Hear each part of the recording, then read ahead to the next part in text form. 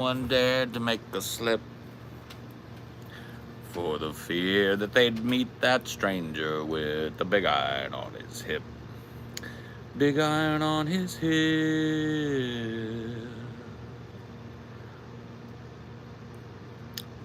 There's a story of a ranger whose name was Texas Red.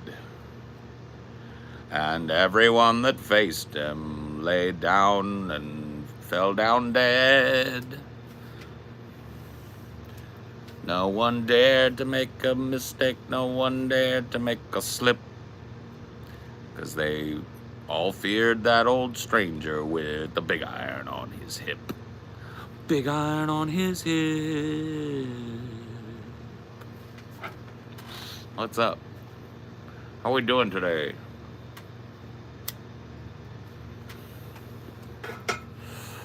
Hi, Paul. I need to go get my racket, because these flies are fucking crazy right now, and they're about to get zipped.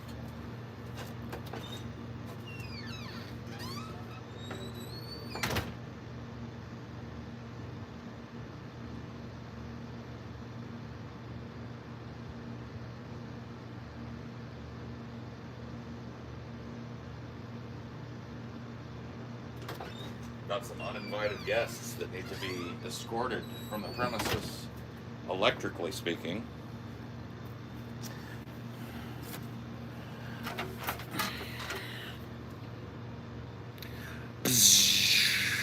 Bom, bom, bom, bom, bom, bom, bom, bom, bom.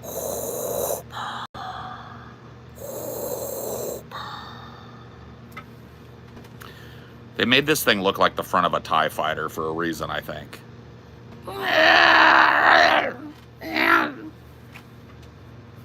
Oh, come on over here, you little bastards.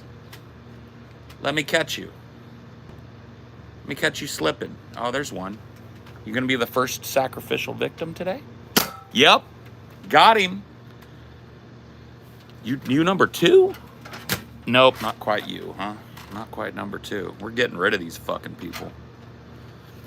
Thor, the god of thunder. Dude, this is Mjolnir. Mjolnir. You can't even lift this if you're not me. Like Amelia, I asked her to hand it to me one time, and she was like, I can't, honey. I was like, oh, I forgot. I went like this. I went, and it went like, I was like, yeah, okay. I see what's up now. Now I know the powers. Where the fucking fly is that now? Oh, one down on the foot? What do you think about this, buddy? You want to fly through the net? Come on. Come get it.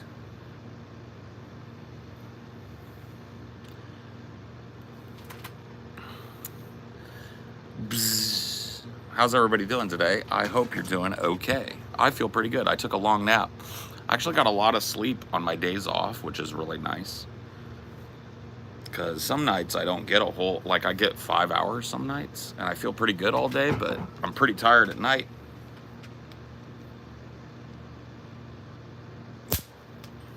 Fuck yeah. God, it feels good. That little snip snap, that little electrical zip zap, that's the shit. Got him. 2 down in the last 10 seconds. We're smoking. We're smoking the local fly population. Land on me at your own fucking peril, boys. Because you will feel the death and destruction. Could I get your take on the Stonehenge vandalism? I think it might be similar to mine, but I'm curious. Yeah, you know, the tactics of don't stop oil are not tactics that I'm going to gainsay. Would I have chosen that PR tactic? No. But I'm also not a member of Don't Stop Oil. I love when they break into like a private jet storage and spray that orange shit all over that. Yeah, got you. And we're killing it. You heard it was a plant. I mean, I don't know if it was a plant or what, but...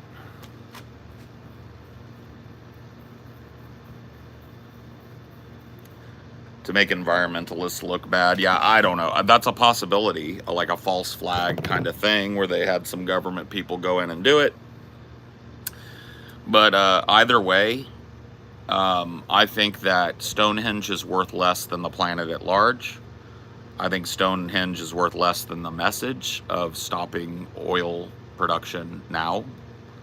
So yeah, I don't really give a shit.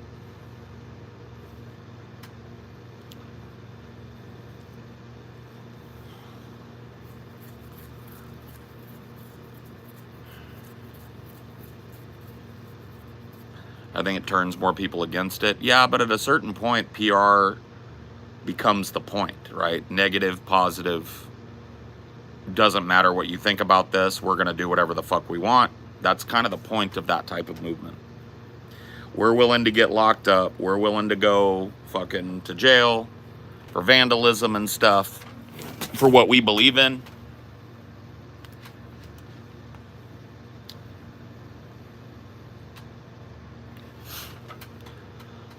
No such thing as bad publicity. When you're talking about something like this, you're right. I don't think Just Stop Oil's mandate is to win people's hearts. I think it's to stop oil and to bring people's attention to the fact that we need to stop oil more than anything at all. I'm not a big fan of the group. Like I said, I'm not a member, I'm not a donator, I'm not a supporter, other than materially supporting people that take direct action against the rape of the planet. I support that 100%.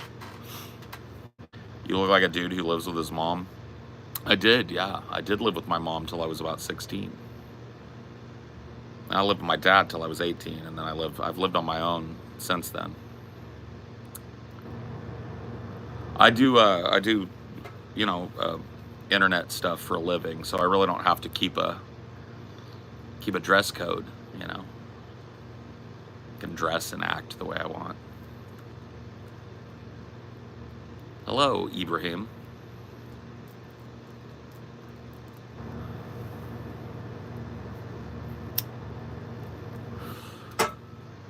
Ibrahim, a very auspicious name amongst, like, what do they call like the monotheistic religions on the planet, right? Like Semitic religions. Abraham, right? Please, mods, don't leave me alone in here. Yeah, dude, I'll get you some fucking mod help. Ruby Room. You're now a standard mod. You don't have to do anything. Tutor, Abrahamic. Thank you. Yeah, maybe that was why I was having trouble getting it. We're gonna add you as a moderator as well, Tutor. We're gonna get some help. No worries, no worries. I'm gonna add until I don't need to add no more. You know. So we got a couple new bloods.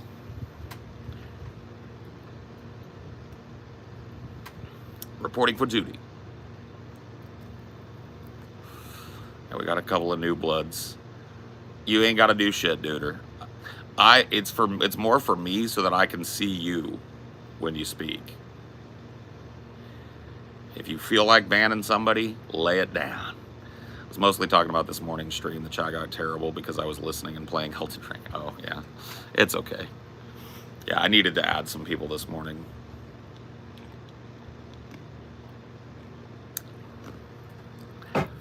You have to catch me up. I don't know anything about the Anunnaki stuff that apparently you're saying just came up. You can tell me what happened. I'll tell you what I think about it. Are you talking about like, yeah, see, I need to know what you're talking about. I know that Anunnaki are like part of the Nibiru mythology, right? The idea that there's a planet that is almost mimicking ours in terms of opposite ends of the sun, so we don't ever see it. Except for it's a little faster than ours, or we're a little faster than it, and we eventually catch up to it. And when it's close to us, there are things that live on the sun. Anunnaki, right? And they come down from the planet Nibiru. So that's the idea that like there's a cycle that goes 10,000 years or something, and then Nibiru comes into view and comes close enough that the Anunnaki can come, right? Am I wrong about that? Pretty sure I've got that right. I used to be very interested in the idea. I've never believed it, but I used to be very interested in some of the stuff people would say about it. The dancing granny is back. Well, you know what? I'm not even going to try and compete today. Because you know what? I felt like a damn fool the other day. The damn fool. Getting beaten by a stripping granny. But I will tell you this. Somebody needs to look into that granny because I think there's something else going on other than dancing and stripping. With the big iron on his hip. Big iron on his hip. Oh, no. Metal Mechanic. No. She's stealing my mods. Stripping granny. Damn you. It's real, but I'm not here to convince you. Oh, I didn't ask to be convinced. I was just like, what came to light recently that you want me to talk about? You said, are you aware of the recent Anunnaki stuff that's come to light? And I'm not. And so I'm asking you that. I'm not trying to poop, like, whatever. You believe what you believe. Too much evidence to ignore at this point. Well, then help me with it then. Point me at it because I haven't seen it. If you will point me in that direction or tell me some stuff that I don't know, be happy to hear it, man. I'm not poo-pooing any ideas here, man. You may as well consider me like all Art Bell-esque when it comes to this shit. You know, I don't judge, I don't prejudge.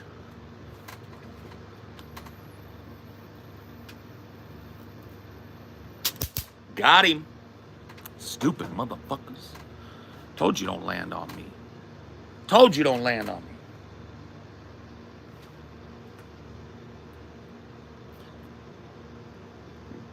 Sup, guys? Bloody cold here at 4 a.m. in South Africa.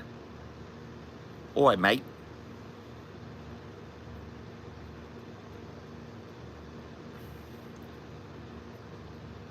No, I do not want to stop, collaborate, or listen. I mean, it's close. You guys are very close. People don't realize that there's a lot of etymology between Aussies and South Africans.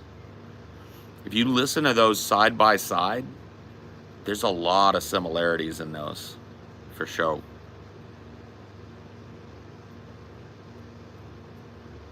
Correct.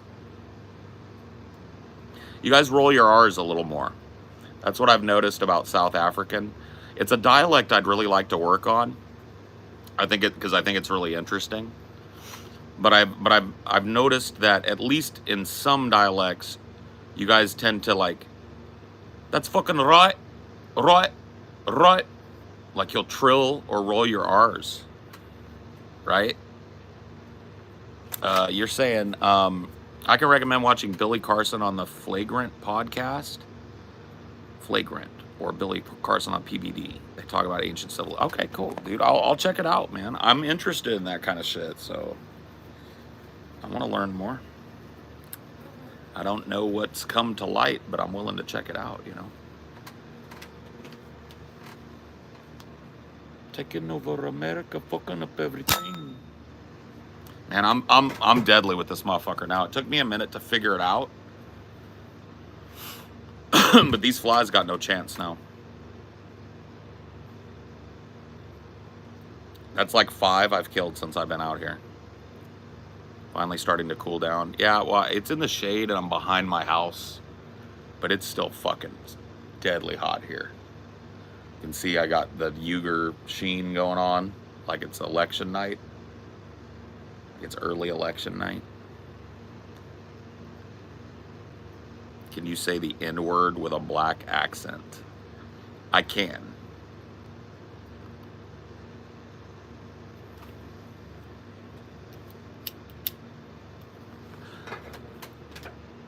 I ain't got no type. Bad bitches is the only thing that I like. You ain't got no life. Cups with the ice and we do this every night. I don't check a price. I make my own money, so I spend it how I like. Haven't watched you or the other boys since 2018. How y'all doing? Yeah, doing good, man. Good to see you. Make sure you subscribe. Make sure you check out Deep Fat Fried and Onion Nuggets. We're still together. We're still doing it. You just subscribed. Cool beans, man. Thanks for doing that. Thanks for trying to put me up on game, man. I don't mind people telling me about stuff I don't know about. And you know, when I get the time, I'll check into it, man. Good to see you here. Always good to have a diverse group of opinions around. I've never been hurt by that. What's your net worth? I honestly don't know. It's not high. I don't own a lot of stuff. Please say the N-word to cure my mother of cancer. My brother in Christ, no. That's the N-word I will say. No. Okay? You're now banned. That was stupid. Heard there was going to be a segment on AI during the Trump versus Biden debate. Maybe so, yeah. You're right behind me? Oh, shit. Throw up dubs. You're not behind me. You're a liar. You ever started a fart like a cheap Kawasaki? Oh yeah, when you got to push, you need a little pressure to push, and you're worried because it might be poo, but then it comes out like, yeah. I ain't got no type. Bad bitches is the only thing that I like. Ew. Aw, he was just grossed out by my fart noise. I'm sparking up as well, brother. 420. All right, Randy. Cool. I'm gonna finish this little. I'll finish this little chain, then I'm gonna go get another fatty. We're gonna take that to the head, at least before I give up on this one and go inside. What's your favorite baked good? Mine is cookies. Mine is pie. Mine is rutabagas. No, I don't know. My favorite baked good, bread. I know, like sourdough bread. Does it have to be like a sweet baked good? But sourdough bread is goated.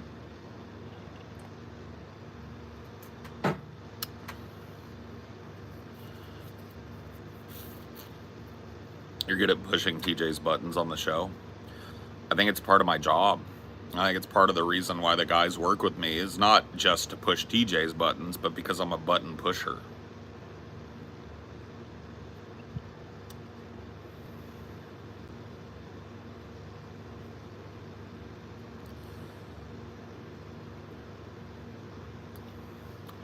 Cups with the ice, and we do this every night.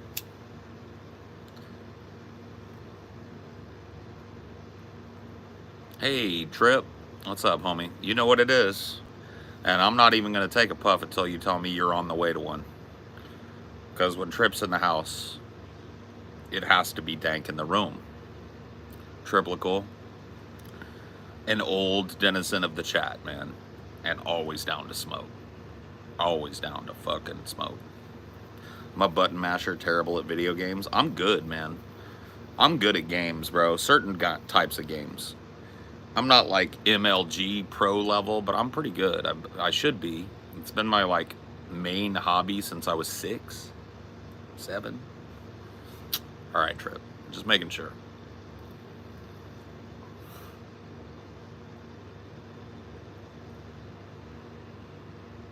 TJ just tries to be passive until he just explodes. It's hilarious. That is, well, I mean, I don't think it's him I think that's his nature, right? I think TJ has a wide, like, one of the things I find admirable about TJ is I think he has a very wide and deep capacity for stress. I've worked with TJ through some really stressful shit, moves, and house fires, and starting new businesses and stuff. And TJ, when it comes to that, he's a red light performer. When TJ's under the gun, you're going to get the best TJ. And I really, really like, admire that about him. I get really good at a game if I can figure out the curve. Yeah, the curve, or like that. Sometimes the control scheme. Honestly, like I know it's not considered to be a super hard game, but I'm just like absolutely dominating Ghost of Tsushima now. I've been playing on the max difficulty through the whole campaign, and I'm such a completionist that like I'm doing every little side quest and every little side thing that I find, and fucking clearing the islands before I do the main quests and all of that, right? And I'm just like, it still challenges me, like I'll still die, but it's just like, it's such a good gameplay loop. I did play Sekiro, yeah. I was enjoying Sekiro, but I ended up stopping playing it just due to life circumstances, and I've never gone back. I should probably go back and finish it. What do you think about the ability for AI to replace government and create an actual democracy without corruption? I think it's our only hope, to be honest, in the long term. Obviously not in the short term. It's going to be a corporate dystopian nightmare. And if we can survive that, I think turning over governance of our planet and some of the other things that are just so impeded by human misery, and or like the causes of human misery and impeded by human greed and avarice and the self-serving nature that people have, like the justice system, the prison system, the whole government, war, all of that, I think needs to be handed over to a global governing AI. And I think that if we can get there, it would be great. You ever get into that new Street Fighter? I have not. I own it, but I have just not played it. Shit, hold up, Trip.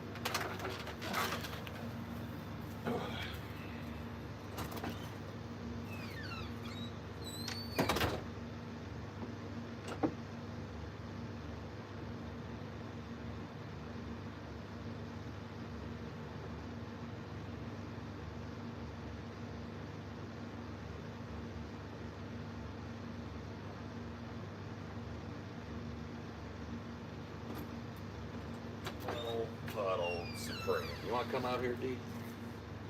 You're welcome to. Woo! All right, buddy. Sorry, I didn't mean to keep you waiting. Blah. I just wanted to get a freshie going, since I was going to do that anyway. Let's do it, Trip. You and me, buddy. Anybody else?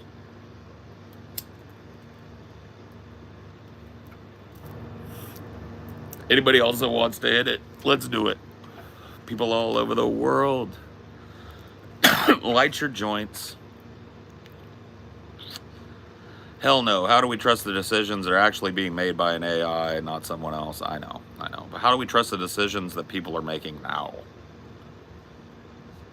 Isn't that kind of a problem? Doesn't that kind of led us down a road of like war and poverty and destitution and climate change and all the shit that's fucking washing up on our shores here in America? Like, how we trust the decisions that are being made now, man? By people.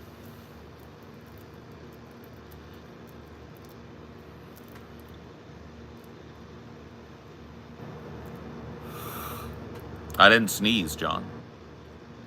No, it's cool. I appreciate it. But please, please, please clean up the backyard of the church. Please, if you're a Christian, you profess with your mouth to be a Christian or Muslim, please, please. Be a voice of fucking reform in those churches, because they become factories of hate and exclusion and gossip and nonsense. You think TJ has a sense of work ethic? There's no way that he doesn't. See, that's the thing, is like, people will hear that, and yeah, me and TJ were flinging some insults at each other, but for me and him, that's kind of par for the course when we argue. There were some personal things involved in that. But TJ is fucking lazy. I'm fucking lazy. Scotty's fucking lazy. But that doesn't mean lazy to the exclusion of shit that needs to get done. That doesn't mean lazy to the exclusion of a work ethic. I'm lazy when I ain't got shit to do. I'm lazy when my work is done. I'm lazy when I'm on vacation kicking my feet up on the beach. You know, I'm lazy at night when I got all my work done for the day and I can just chill and play Tsushima and shit. I'm lazy as fuck. I love it. But when there's work to be done, when there's a channel to be built, when there's a show to run, TJ's always there. He's always ready. And when he's not, he makes himself ready. You know, and you got to give him that. You're right, though. If I weren't a fan, I wanted to check your podcast out. If it didn't start on time, I probably, yeah. And that was like a little disconcerting when I said, you know, people expect the show to start on time and they bounce off of it if it doesn't. He was like, I don't think we're losing anybody due to that. And I was like, I think you're wrong. I don't think TJ would sit for a minute waiting for something. He'd be surfing. So it's like, I'm fine with having a schedule and shit. I think it's important that people know when we go live. But if we're not going to hit it, then what's the point? We go live whenever.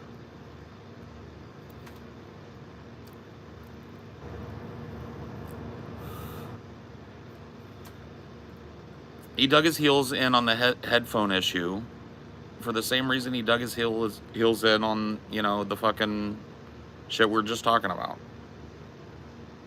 Being on time.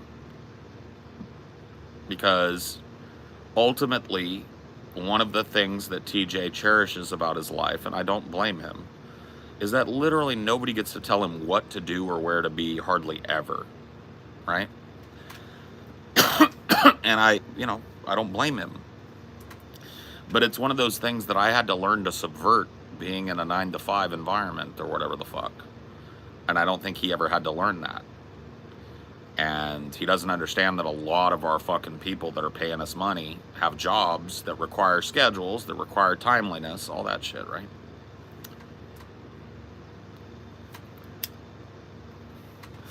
I mean, it's why you love it. If you're a TJ fan, if you love TJ, it's why you love him, because he digs his fucking heels in, because he's stubborn. Because he says what he believes and he doesn't back down in the face of fucking mass, you know, disagreement. So I feel like TJ doesn't see the value in self-discipline. Well, if you talk to TJ, his ideology is hedonism. And self-discipline and hedonism have a rocky history together. They don't always mean that they can't coexist. They're not mutually exclusive. But oftentimes, one is the enemy of the other. So if you actually know TJ, you know that his entire life philosophy is the pursuit of personal hedonistic pleasure and goals, to the exclusion of everything else.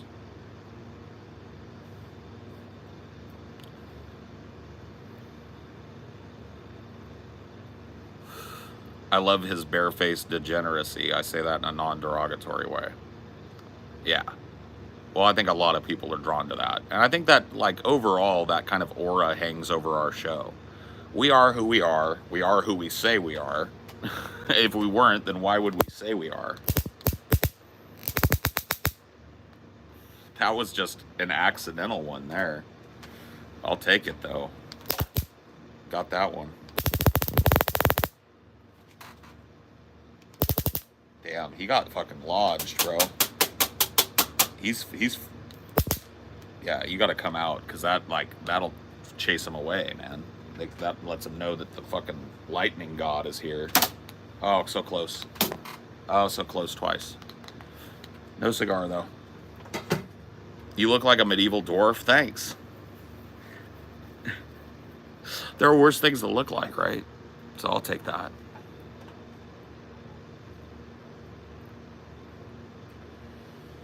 I have a strong work ethic and strict schedule in order to maximize my hedonism. That's why I said they're not mutually exclusive, right? Sometimes one feeds the other.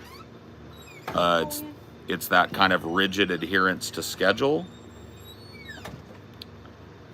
that creates the space for your hedonistic pleasure. And TJ lives in that too. I mean, TJ is like not really respectful of timeliness on schedule, but we get shit done. The show comes out every day when it's supposed to, usually.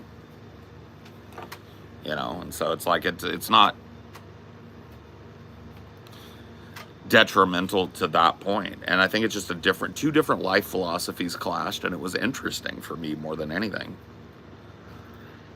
Because my philosophy is closer to that. Hard work to support hedonism. I bust my ass when I'm working so that when I'm not working, I have time to do the things I need to or want to do. AKA hedonism to a certain extent, right? But I don't let it rule me. I let the work rule me. And I think that, to be frank with you, that's just as bad as what TJ's doing, just a dark mirror of it. You know? The answer, like so many things in disagreement, lies somewhere in the big gray middle.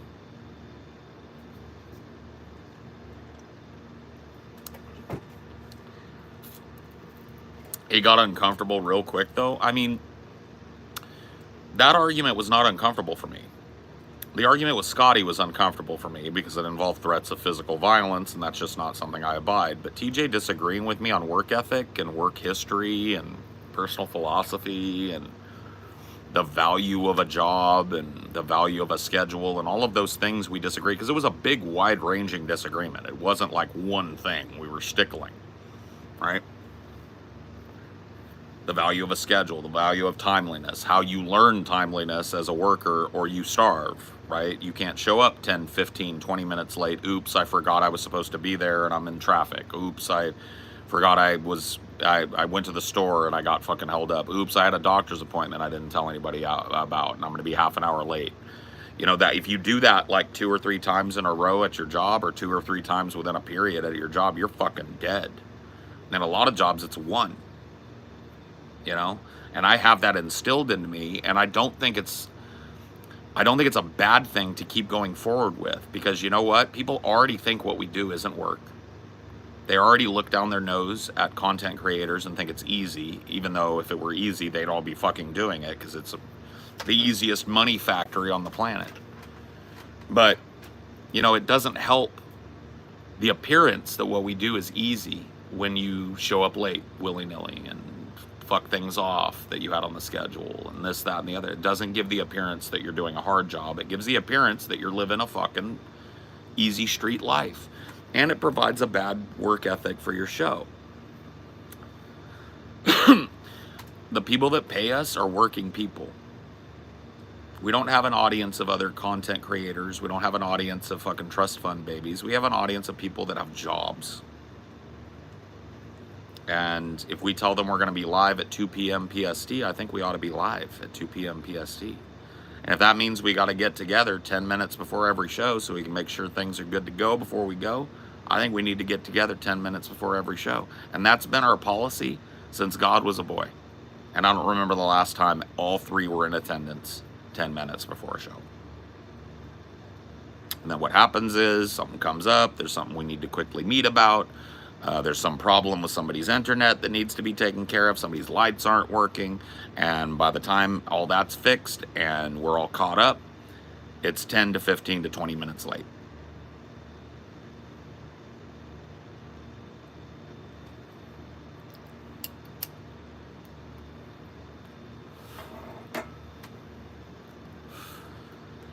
TJ probably doesn't mean when he says your family is suckers for being blue collar. I know. And I didn't mean that he doesn't want anything good for the show or anything. But I was just, you know, was running with it in the same way he was. And it went below the belt.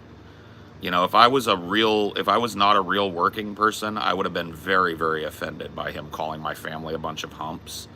But you know what the truth of the matter is? People that grew up in working people's households and as working people are used to it. I've been called way worse than a hump. And so is my mom. So. Like you said, there's a sliver of truth in his argument, too. Of course. Like, there's definitely things you did as a worker that wasn't respecting yourself. And I still do. I've carried those bad habits to my current job. And I don't know how to turn them off. So he's absolutely right. There is like, once again, like I said, in most disagreements, not all, but in most disagreements, especially philosophical disagreements, The answer, if there is one between two people that disagree, lies in the middle of their position somewhere. And it's like a function of how smart you are and how good you are at advocating for your philosophy that you can find that middle ground if it exists. You know, we didn't, I don't think. I think we petered out and realized we weren't as mad at each other as we were at the argument. But I don't think we reached a middle ground. Shows that maybe both of us have got some life philosophy problems we need to iron out. Neither of us was able to lead the other to a middle ground position. We weren't able to see it. Obstinance is not wisdom. So I think that TJ doesn't have the same kind of work experience that Paul does. He doesn't. You don't have to think it. He doesn't. He's never worked a conventional job. Never had to face serious repercussions. Yes, that is all true. And that feeds his life philosophy in a big way. And I honestly am glad for him in his life that he hasn't had to do what I've done. Because my body and my mind were both severely, severely impacted by the almost 20 years that I spent in the stand-up labor force before I started my own business. What's your Wendy's order? Different now, man. I haven't gotten Wendy's in a while because Wendy's is all meat all the time, bro. Like bacon on everything. So yeah, I don't eat meat anymore. So, but back in the day it was 2 junior bacon cheeseburgers and fries and a Coke. Like that's my go-to. And then like if I wasn't feeling like that, spicy chicken. Fried, obviously the fried spicy chicken over there at Wendy's is pretty dang. So you get that meal with the fries and a Coke. But that was like meat eater, Paul. I've been a lacto-ovo pescatarian for 9 months. Going on 10 months now. And I don't see myself ever changing back.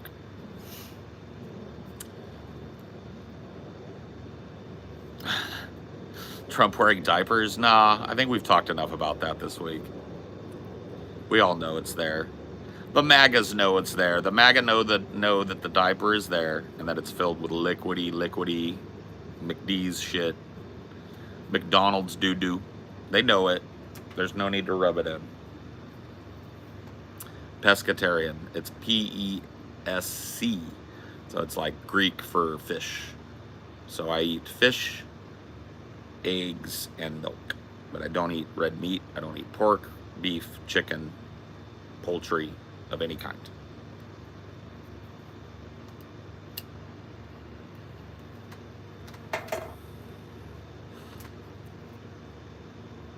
I don't mind that he found a way to break out of the normal 9 to 5, which is great. Us humps help him have that lifestyle. Feels bad that he thinks of us that way. He doesn't. Like somebody said earlier, he didn't mean it when he called me and my family humps for working their whole lives. He was we were both like hitting personal buttons on each other at that point in the argument. He even said so much later.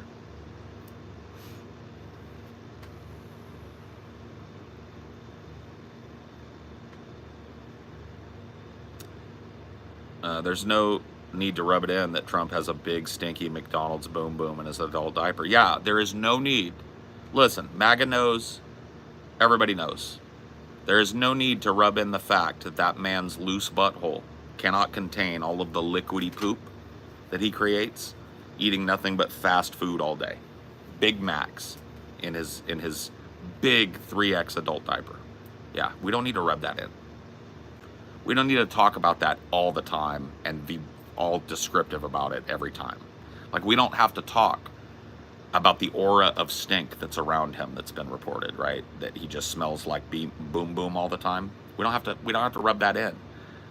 That the doo-doo in his pants is probably giving him like diaper rash. You know, we don't have to go into that. Trump's got a bad case of diaper rash probably, but we don't have to rub that in their faces, guys, okay? Look, they're people too. They're people too, okay? A reapy-doo, indeed, man. A reapy-doo-ah really is the right-wing Hakuna Matata, to me. I use it that way. I use it when I can't remember something. I use it when something doesn't matter as much as I'm pretending it does. I say, a reapy-doo-ah, you know, and it fucking goes, it goes pretty well, usually. And Another little swarm has showed up. Oh yeah, land on me, fuckface. These flies, man, they're so insistent. But they're not, dude, I fry them. They get fucking electric justice from me because they are worth shit. Flies could disappear tomorrow from the planet and the ecosystem wouldn't even fucking miss them. They don't feed any animals that couldn't feed themselves on other insects. They're not pollinators. They do dog shit.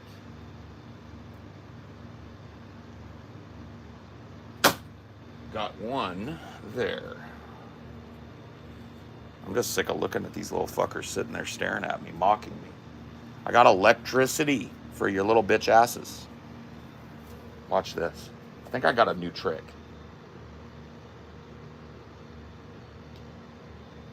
Nah, he didn't let me set it up. He smelled it coming. I'm gonna try this guy though. Yeah, land, fuckface. No, it didn't work. I need room. Gotta get them like when they're flying away. One fact about flies, they can't take off backwards. So if a fly is landing and facing forward, it has to take off like up and that way. So if you can get that racket in front of them and swipe as they're taking off.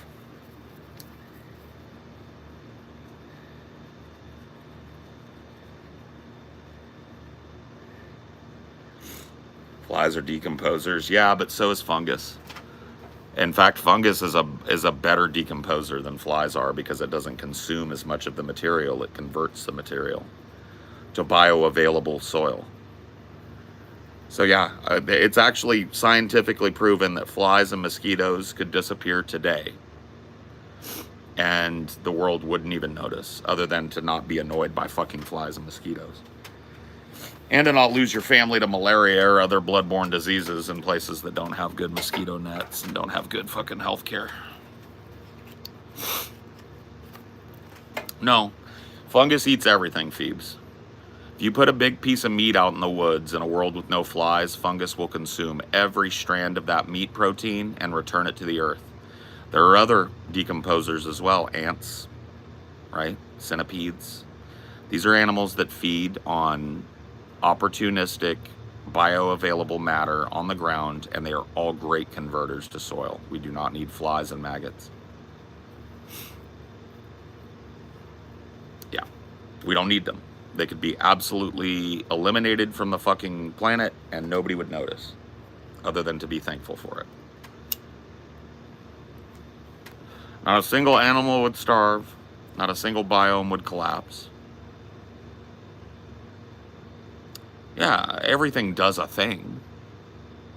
Like, mosquitoes provide bioavailable or biomass for other animals to feed on. The problem is that they're tiny little pieces of biomass.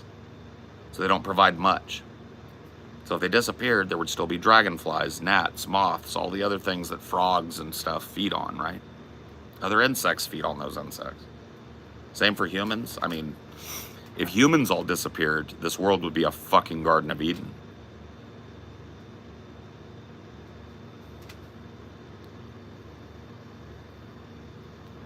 "10,000 years after the last human dies, this place will be a fucking beautiful place.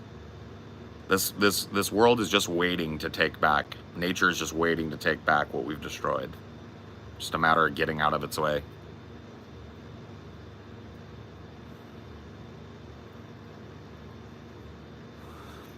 No, JM. It's Inagata Davida.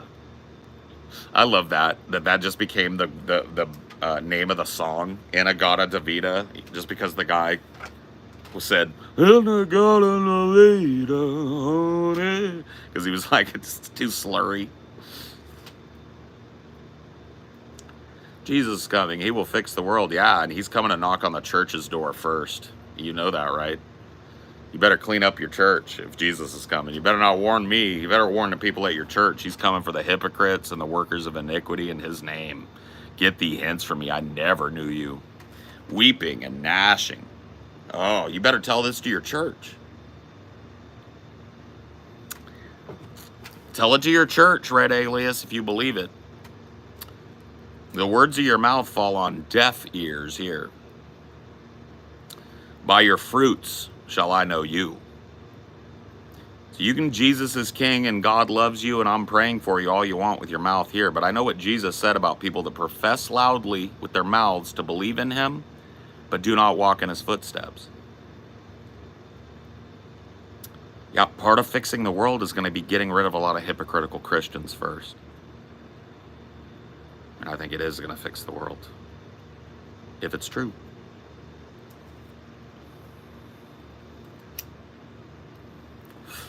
Jesus' first visit is his father's house, just like it was when he came back to Jerusalem riding on the donkey. He's coming to the temple. You know why? Because there's money lenders in the temple, Red Alias. The money lenders are back in the temple, Red Alias. You've let them in. The prosperity pimps, the workers of iniquity, the people that preach hate out of the Bible. Ruh-roh. You might want to spend less time here and get on a fucking group chat with your church and let them know all this, because I feel like a lot of churches don't know it, Red Alias. I'm an atheist and I know it better than most Christians.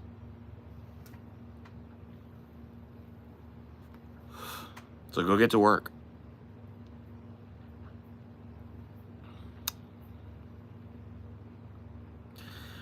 Christians just want to talk so much, man. They think talking is going to save the world. They think prayers and thoughts and telling you how holy they are is going to save the world. And it says right in their Bible, they need to walk in the feet of Jesus. They need to be amongst the sick, amongst the needy, amongst the indigent in this world. And none of them are. Very few of them are walking that path. So, and they want to come in here and talk about your soul and warn you about what's coming. Dude, the most dire warning goes to Christ's church. And he gives that most dire warning. He tells them what's going to happen to the hypocrites, to the people that professed loudly with their mouths that they loved the Lord, but didn't walk in his footsteps or even try to. People that sowed division, hatred, made money with his gospel. All those people are going to be part of the first harvest. I'm down the chain. You know, if it's true, he's going to come knocking on my door too, but he's going to take care of y'all first. And he said so.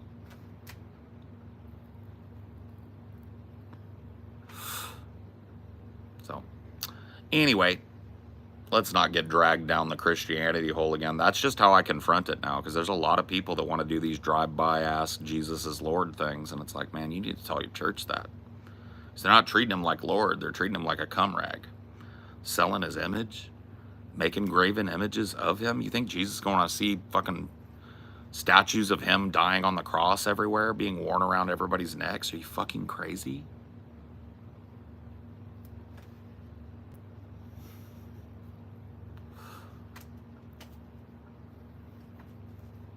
Yeah, he's coming from the church. He's coming first, and he's going to burn that motherfucker down, because the iniquity is off the charts. All the people that helped pedophiles move around the Catholic Church, he's knocking on those doors first. All the hypocritical churches that profess loudly with their mouths to love the Lord, but otherize gay people, otherize poor people, oh, they're getting a knock. They better hope that what they believe in is just fake, like I think it is. They better hope it's just woo-woo. Because if it's not, a lot of Christians need to be worried about themselves. Oh, I know it's not just the Catholic Church. You ain't got to tell me. I know about the filth. I know about the dirty secrets of the church.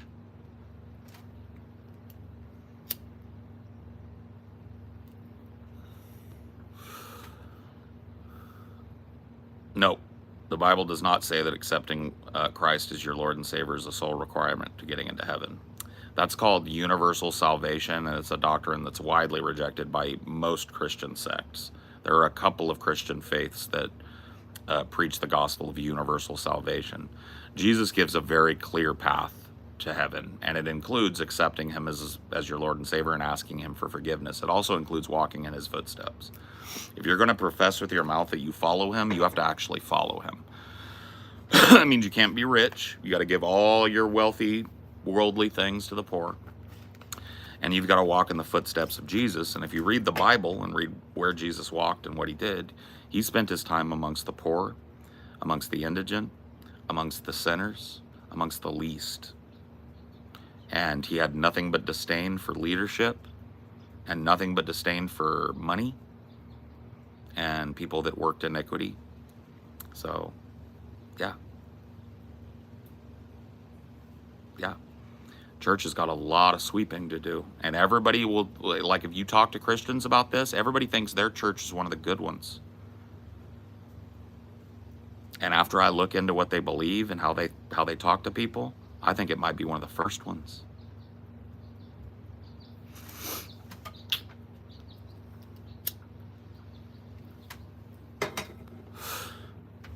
You know, the Bible is great. I really do believe that the Christian Bible is filled with wisdom. There's a lot of great stuff in there. A lot of it's very basic. Most of it is. But great stuff. Great golden rule stuff. Love thy neighbor. I think that's great. You know, do unto others as you would have others do unto you. The golden rule. I think that's beautiful. I don't think it came from the Bible. In fact, I know it didn't. The golden rule predates the Bible by tens of thousands of years. But I think there's a lot of goodness in there. You know, the log and the moat, right? Don't point out the moat in my eye when you got a log in yours. What does that mean? If you're a Christian, don't hypocritically come and profess with your mouth that your holy vestment is clean and that you worry about my soul. Worry about your soul and your church. By your fruits shall you know them. That's how Jesus knew that his followers, his true followers, would be known. By your fruits shall you know them. So your mouth has nothing to do with your fruits. Your fruits are what you do. What you do with your life and your time and your money. Are all the churches screwed? I won't say that, but I think a lot of them are, yeah. If you read the Bible, you don't have to take my word for it. I really recommend, even if you're not a religious person, read that Bible. Because there's a big contingent of people in this country and the West that believe that shit's true. And there's some wild shit in there that you need to know. But knowing their own religion allows you to counter them without really being dismissive or angry about the fantasy aspects of their religion. Christians spin their wheels out real quick when you start quoting Jesus. It's the way it is. I was taught that if you truly accept Jesus into your heart, you will live as he did. Exactly. He says as much. He says, give away all your worldly possessions and walk in my footsteps, and I will provide for you. He says it's easier for a camel to get through the eye of a needle than for a rich man to enter his father's kingdom. And yet everybody that I see in Christendom is rich as fuck, especially in evangelical Christendom. Look at these big temples they built. You think Jesus is going to be celebratory about those big glass cathedrals that people have built? He doesn't say so. He says the opposite. He's coming for those greed mongers and moneylenders in the temple, and this time he's going to take care of them once and for all if you read the Bible.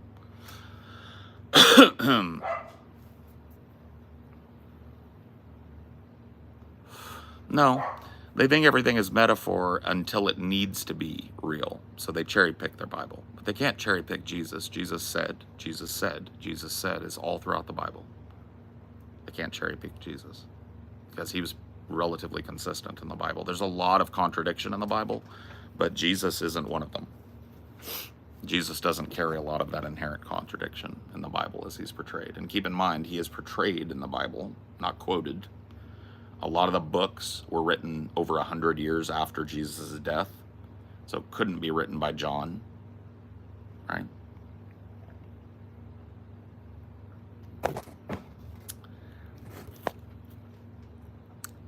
Jesus was the first hippie. No, he wasn't, actually. No, he wasn't. Siddhartha Gautama was the first hippie. He predates Jesus by over 2,000 years.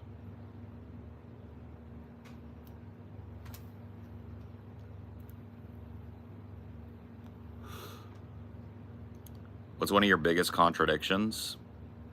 Like my contradictions? Inherent in me? Or are you talking about within religion? Yeah, it's hard for them to argue against their own God. They usually go for the Hail Mary out of context play. Yeah. But it can't be out of context when you're quoting Jesus in totality and you know the books and stuff. And I don't know everything, but I know a lot. In what part of the world do you think religion is holding people back the most? The West. The West. The West. The West. The West. Religion infects our institutions, it infects our social status, it infects our fucking culture like a virus. And it drags people to ignorance, and it drags people to silliness and solipsism. And yeah, in the West. May Allah guide you. May Allah guide you, buddy. I'll ask him for guidance someday if I think I need it. But I've been doing just fine without Allah my whole life.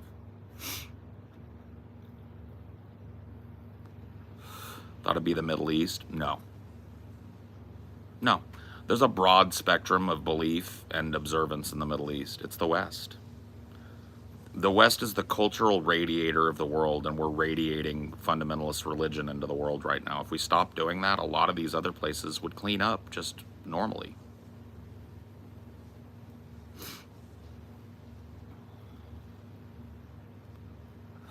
There's a wide spectrum of Muslim observance that doesn't include strapping bombs, doesn't include terrorism. Like this picture that was painted here in America post 9/11 of Muslims as terrorists and scum is just dehumanizing. They're no more violent in their rhetoric and no more violent in their adoptions than Christians are. If you look at a lot of the bombings that have happened here domestically in the West, they're Christian bombings, not Muslim bombings.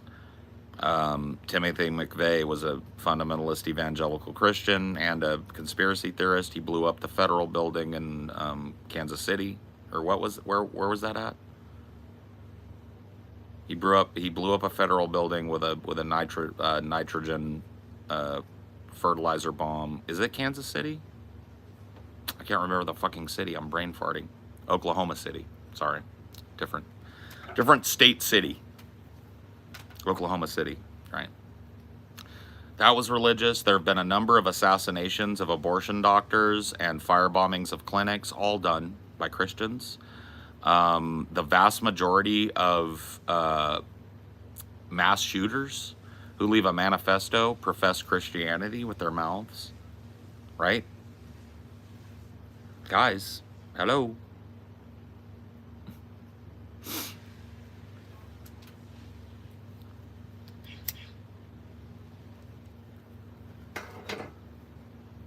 Time is it for you? It's about 8 o'clock. It's 1 minute to 8. I don't know about this take. If I was a woman, I would want to live in the U.S. any day over the Middle Eastern countries. Sure. I'll give you that. I mean, there's an argument to be made. I'm not trying to make apologetics for Islam or the Middle East, but I will say that the monkey wrench that is America being thrown into the Middle East has turned a lot of countries that were unrecognizable in the 50s into Islamist republics. Look at the history specifically of Iran and Iraq. I'm saying that without America's pseudo-religious note, right, none of that would be happening over there. And you'd probably rather live in Iran. Iran had a democratically elected chancellor, Mohammad Mossadegh. He was overthrown in a violent coup backed by the United States and replaced with the Shah Reza, who was a U.S. puppet and who created conditions so horrible for the people that the backlash was for them to accept the religious ravings of an Islamist lunatic named Ayatollah Khomeini. And the rest is history. Without the United States overthrowing Mohammad Mossadegh, Iran would be a fucking different place entirely.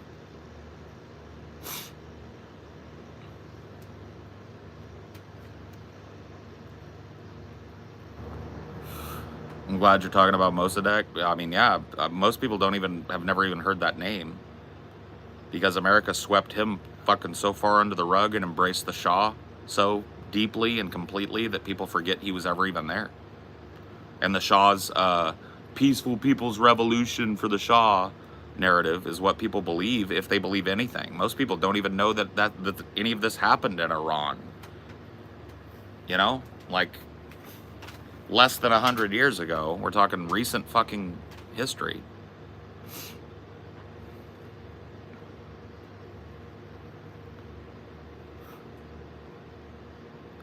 So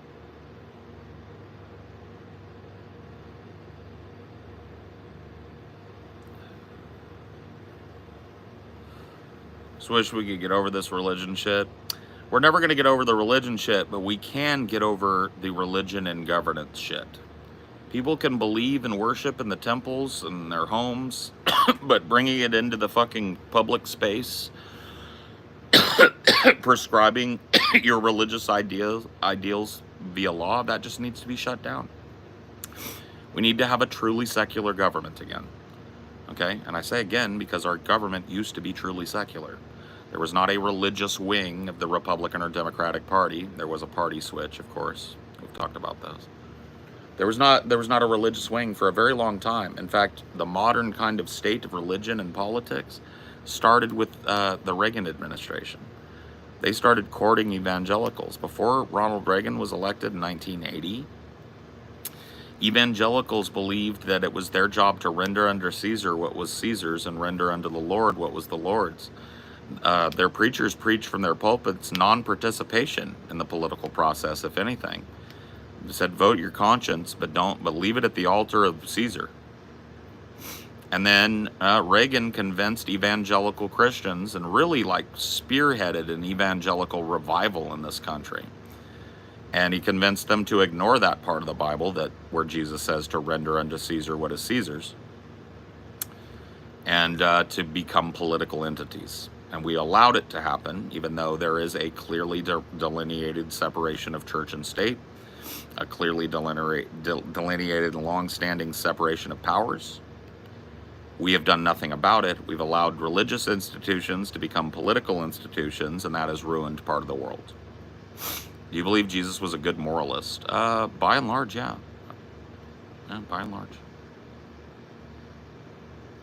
I think that there are some things, he made some prescriptions about sexual immorality that I think were, I don't agree with. But as far as his moral outlook, as far as his servant's heart, I don't find much problem with that. I miss the movie reviews you used to do with TJ Kirk. Yeah, I mean we did a whole what do we call that for our merch tier patrons? We watched a movie. We watched Doll Man from the 80s. I think it's from 81. This is wacky fucking full moon B-movie, action movie, and we did a commentary over it and put it up yesterday for our merch tier patrons. That'll come out for the wider Patreon in a week. So we still do that type of shit, man. We still do movie stuff and all of that. So I wouldn't get too crazy about it. I'm gonna go do my stretches now. We've been doing this for an hour. Let's get up. I'm gonna get my blood pumping. I'm gonna get my back stretched out. Walk around a little bit. Do my yoga. Get a drink. You should do the same. Don't be sedentary. Or at the very least, get a little activity in your day. I'm gonna go do that. I'll see you guys in a minute.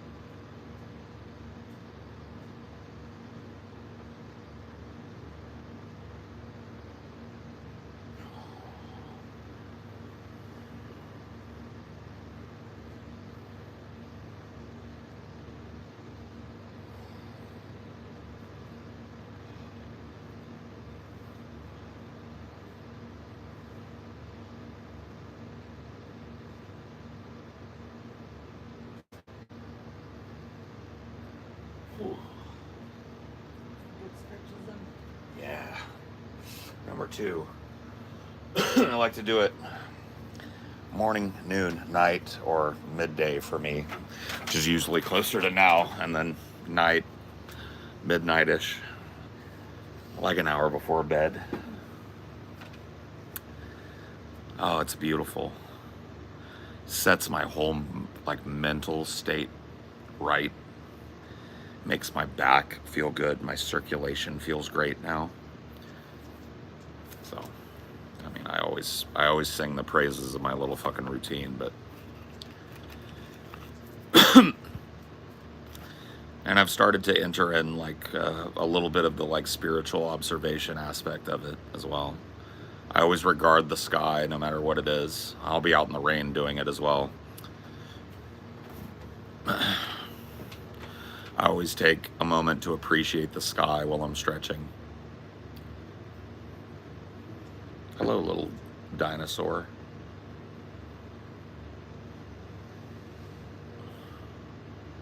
Little scrub jay over there, see him? Hanging around more lately. I think he's got a little nest nearby somewhere, probably.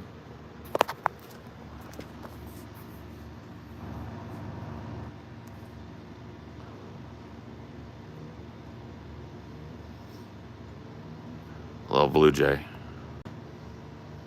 Well, scrub jay technically is what we'd call that guy.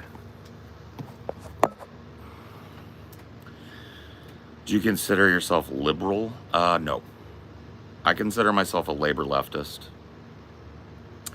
a contact theory leftist, a Daryl Davis leftist, a union leftist, however you want to put it. My ideology politically begins and ends at working families and the people that depend on working families, people that can't work for themselves. So the lowest part of what we look at, the economic pie, ought to get a bigger piece of that pie. That's my whole politics. I really give a fuck about everything else. That's not to say I don't care about social issues or abortion or whatever, but for me, no Biden.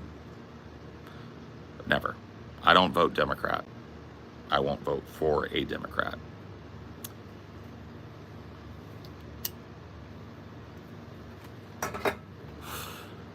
What state is this? This is California. Central Valley, California has a high population of scrub jays. They're not true blue jays because of the gray spot on their back. So they're known as scrub jays, and they're beautiful birds. And they're kind of terrifying to look at if you think of it from the perspective of like a fucking spider. It's like a dinosaur, you know? It's like a T-Rex that walked into the room.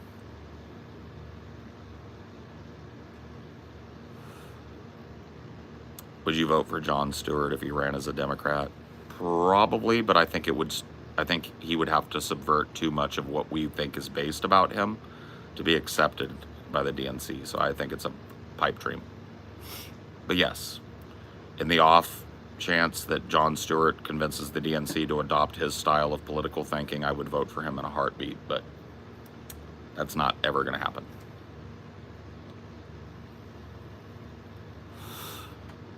I think a guy like Jon Stewart knows better. He catches a lot of heat because he's an open critic of Democrats, even in the face of Orange Man. Like, he doesn't let Democrats get away with their crazy bullshit, even though Orange Man is decidedly bad. And he catches a lot of flack from libs about that.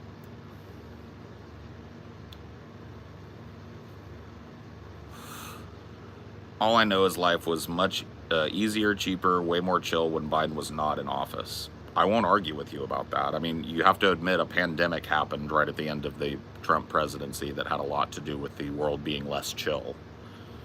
And he didn't handle it very well. And neither did Biden. And so that is still a big reason why the economy is not chill, and why people are not chill with each other, and why jobs are not chill, and all of that, right? So, guys have alligators in California. I don't think we do, not endemically. I would be willing to say that 99% we don't have any crocodilians at all in California. I don't think that they are endemic here. I'm pretty comfortable saying that, but I think Amelia is about to double check and gainsay. I think we've got some big lizards. Like, we've got monitors. We've got big, fat, like 3 or 4 pound salamanders, like river salamanders. We've got big lizards and amphibians. We've got big bullfrogs. But I have never once heard anybody say, look out for gators in that there river. Yeah, it's illegal to possess an alligator in California. They're not native.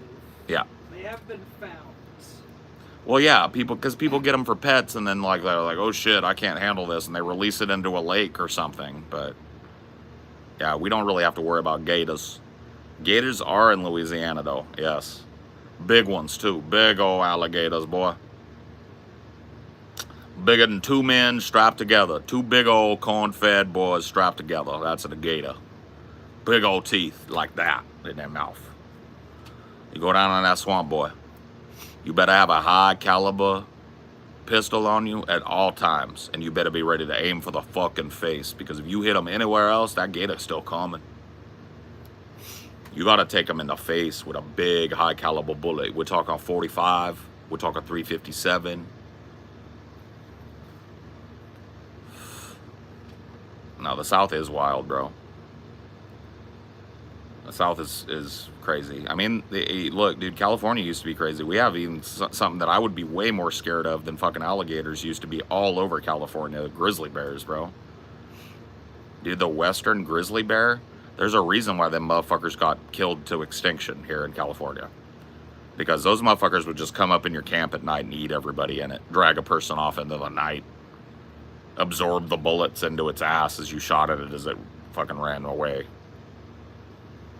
I mean, them motherfuckers are crazy. I'd be way more scared of a bear than I would a fucking gator. I ain't gonna be floating like a log down no bayou fucking stream or whatever, looking like a big fat fish, so I don't need to worry about no gator. They found 9 alligators in California. Yeah. Obviously all brought by people, had pets.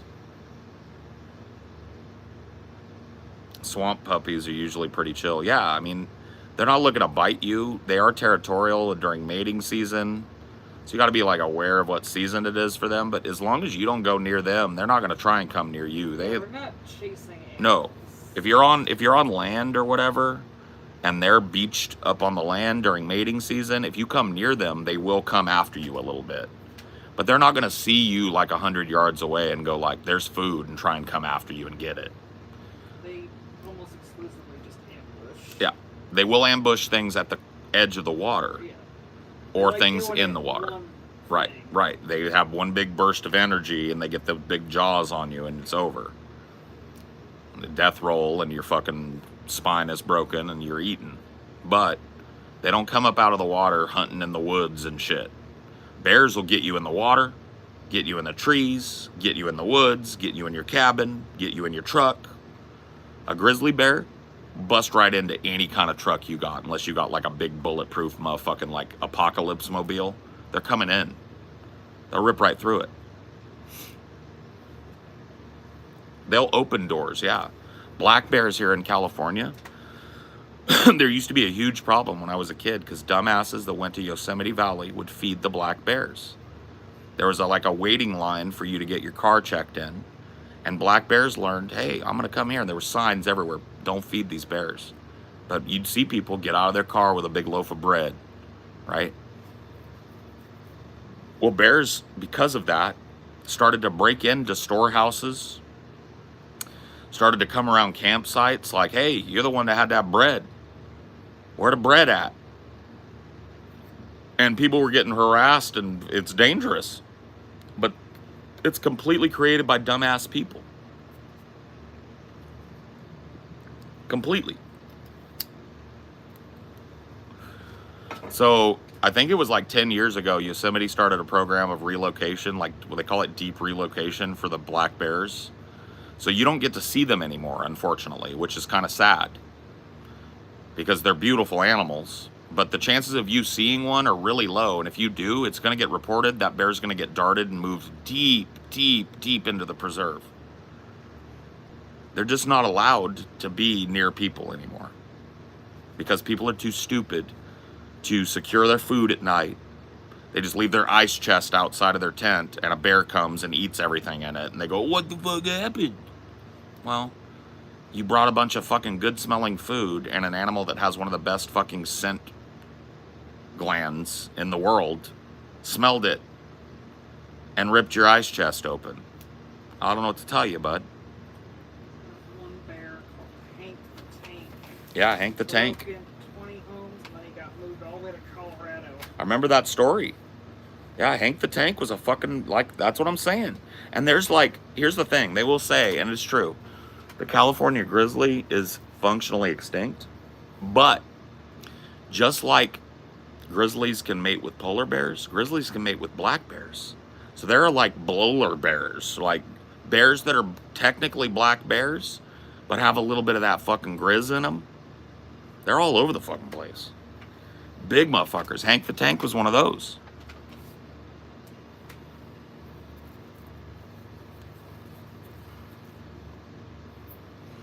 How did bears ever become known as cute? People got them and put them in circuses, pulled their teeth out, pulled their claws out, and did performances with them, trained them to like roll balls around and chase people around and wrestle them and fight them and box them and shit.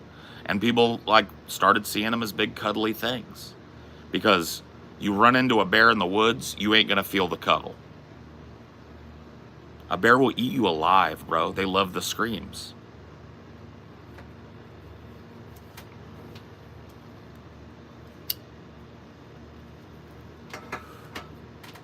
Paul might have some grizz in him.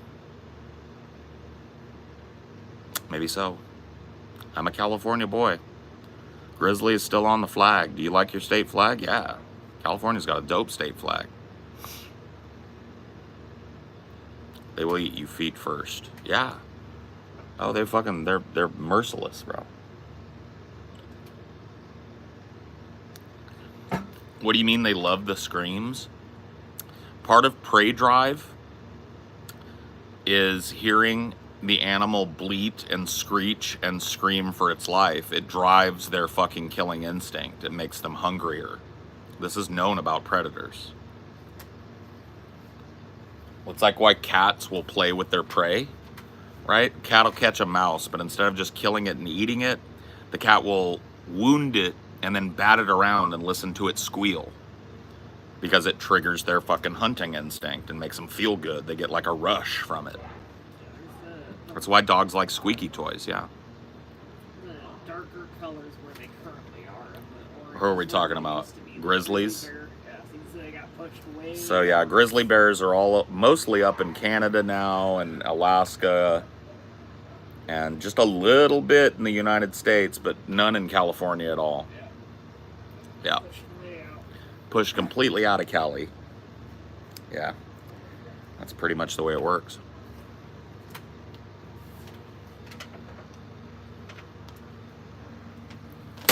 Got him.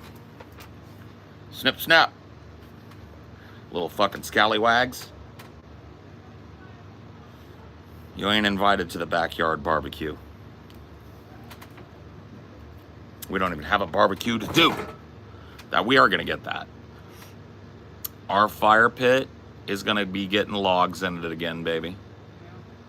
And we're going to get a little Weber grill that I can do fire or charcoal in. Because peppers grilled, onions on the grill, corn on the cob on the grill. If you want chicken, you prepare it, I'll fucking cook it. You know what I mean? Vegetable stuff, bread, like you can make all kinds of shit on the grill. And it comes out real good because it's like fire kissed. And it's fun to be outside and get your coals going. It doesn't have to be meat. Get some big old portobellas and like marinate them overnight in like Italian dressing. Or you could do them possible burgers on there. Yeah. Possible burgers, impossible dogs. Throw some impossible cheese on that shit. Have an Impossible I meal. haven't found a good, like, Impossible needs to come up with some cheese. they need to, like, their sausage is good, but they haven't made, like, an actual hot dog yet, I don't think. That sausage is good when it's crumbled up in something. It has a very meaty kind of texture and flavor to it, and they did a lot of good work. There's a lot of, like, summer sausage spices in it, like fennel and, like, lemongrass, and, like, all that stuff tastes real good in the sausage. But the hot dogs are woe-begotten. Well, that's not from Impossible, that was a different brand. Impossible got to jump on it. And because, like, look, dude, I'm a believer with their beef. The Impossible beef, that's good shit. The Impossible crumbles, sausage, that's good shit. The nuggets, that's good shit. We need Impossible milk, Impossible cheese, okay? We need it all. The whole gamut. I want to live the Impossible life, okay? I want to eat big, cheesy burgers with no animal product whatsoever on them. Impossible eggs. Wait, like the fake meat? Yeah, like the fake meat. Do you think poor people are priced out of being on a vegan diet? No. Maybe a vegan diet, maybe. Yeah, 'cause you need you have to supplement with veganism. There's no way. Well, either that or you have to live near one of these fucking, like, Whole Foods or, like, high-priced, vegan, exclusive kind of places where you can get everything. But you have to have the money to do that. It needs to be supplements or, like, heavily fortified. But, like, vegetarian, like we're doing, Yeah. I think a poor person could live like us just fine. Be able to get all the Impossible shit. If I can just do beans and stuff. I mean, I think we could probably do that. The Impossible shit we're just getting because it's good. It's like a little luxury thing, but we don't eat it with every goddamn meal either. A lot of our meals are just pasta and vegetables. You know, no Impossible anything. And those are good, wholesome, and hearty meals. You know, and as long as you got some eggs, throwing some fish in there, getting some protein, what's wrong, you know? Yeah, I think poor folks could do my style of eating, but not like veganism.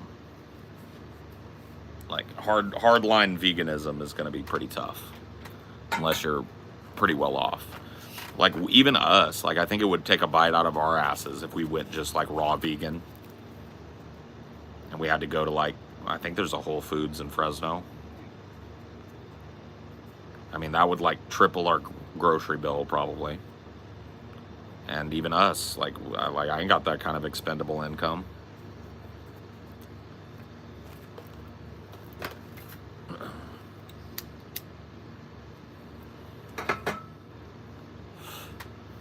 But yeah, like, I mean, you can do it cheaper if you don't get all the replacements and stuff. Like, we didn't get fake cheese, we didn't get fake meat, we didn't get... Yeah. Beans, rice, legumes, Then we gotta supplement a lot. bok choy, but you can get a lot of protein from soy, like But you can't get that B12. well, then you take a B12 supplement. Those are pretty cheap. But yeah. And calcium's hard because it's not like in a fortified plant milk or whatever. It's really hard to absorb from vegetables. It's really, really hard. Yeah. No. Well, I don't think vegetarianism is the future of humanity. I think insectivores are going to be what we become. And it just makes good sense. Like when it comes to animals on this planet that can be like ethically mass farmed and provide huge, huge hits of protein, insects, guys. Yeah. Big, meaty cockroaches. Bug soup, bug milk. There's already roach milk where they crush roaches, strain all the fucking guts and stuff out of it, treat it, homogenize it. I have never had it, but people that have had it says it tastes like vanilla soy milk. But it's got all the protein of milk with none of the hormones and bullshit either, so it's actually better than milk. I mean, not all milk has the hormones in it. There's roach flour. They kill the roaches, they dry them out, grind up their bodies, bleach You know, go treat, obviously, the millet, pull out all the stuff, sift it out finely, and you can bake with it. Filth. Bro, I tell you what, the first day that you're hungry and all there is insect-based proteins, you're going to go get roach milk and you're going to fucking slam it. You won't go without Midnight Ghoul. You won't. People that have never really, and I'm not trying to say you've never done it, but I'm like talking like mass starvation. If you've never lived through mass starvation, you'd eat sand on the ground. If somebody tells you.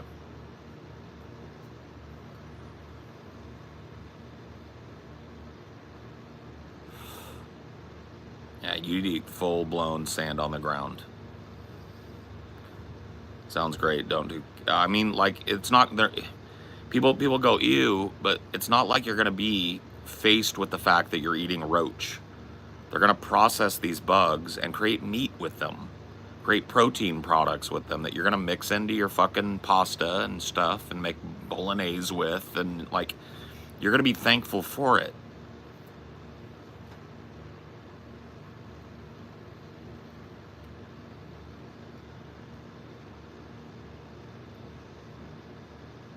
I remember when I was a kid, we would gnaw on literally anything just to feel like we were eating something. Yeah, I mean, if you actually, I never had to face hunger, but I did have to face poverty. I did have to face times where it was beans for lunch and beans for dinner and beans for breakfast and beans for lunch and beans for dinner and beans for breakfast. Mom kept a pot of fucking pinto beans with a ham hock in it going all the time because it's what we could afford. Canned spinach, canned corn. All these like staples, dented can, fucking you get it for fucking 20 cents back in the day. That's probably fucking unthinkable now.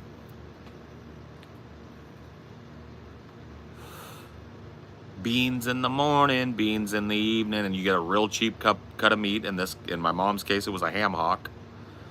You sear the ham hock, put some flavor in it, and then you throw that ham hock in with your beans and you let it cook to shit. And all that fat and all that meat kind of just comes off the bone. You pull your ham hock bone out when you're done, and there's nothing but just like meat and beans in there. And it's very hearty and thick and rich and filling, and you eat it with a spoon and it's over. That's what you get. Cabbage soup. That's another one my mom would make back in the day that's a relatively cheap alternative. It's one of my favorite things. You look like a kidnapper? That's so mean.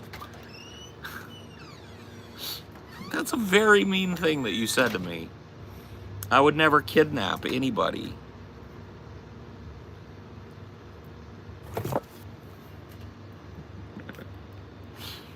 Mod pile. The mods did not like that, dude. The mods were not impressed with that. The quadruple snipe happened. That's a rarity, man. The mods were on point. They didn't like that at all. That's mean. I would not kidnap. I'm the victim of kidnapping. I was kidnapped at 16, taken at gunpoint. I'm not a kidnapper. You bastard.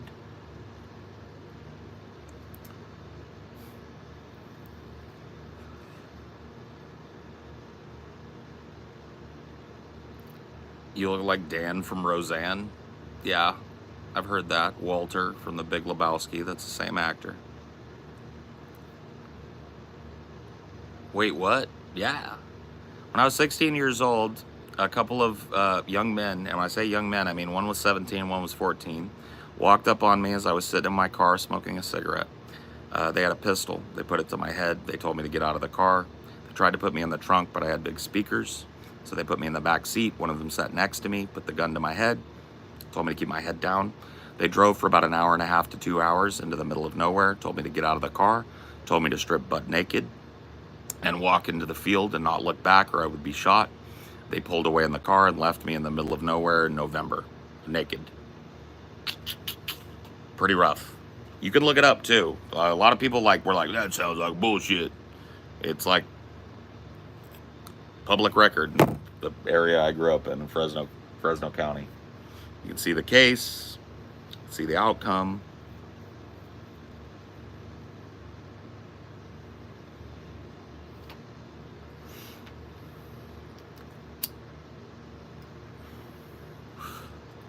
Wow, dude, you're strong for being able to tell the story straight face, respect you. Oh, yeah, no, that's cool. I mean, it took a lot of years to be able to talk about it with people, but people, you know, you'll never meet 10 people that have been through something like that. Most people get killed in that situation. People don't take you at gunpoint to let you go, especially with no gain to them.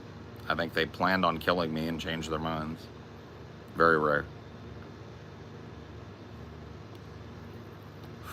I got my car back, yep.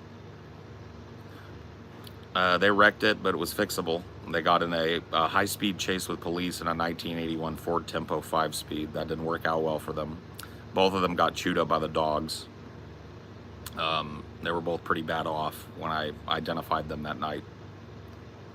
Can you turn water into wine? No, sir. I love your beard. Thanks. You, too, can have this. Just stop shaving. Unless you're like a Native American. So they really don't have a whole lot of facial hair options. But if you're at all Scandinavian or European in origin, African, just let it flow, you know? Let it flow, man. Yeah, souped up Crown Vics versus the fucking Ford Tempo 5-speed fucking 4-banger. Didn't work out for them. They got pitted. They got pitted off of a fucking... They were trying to get off on an overpass, like an overpass exit from the freeway, and they got pitted as they were going up the overpass, and the car kind of went ba-boom, broke one of the fucking front axles, but otherwise, car was still running, and it was cheap as fuck to fix. So yeah, I got to keep my car. That was nice.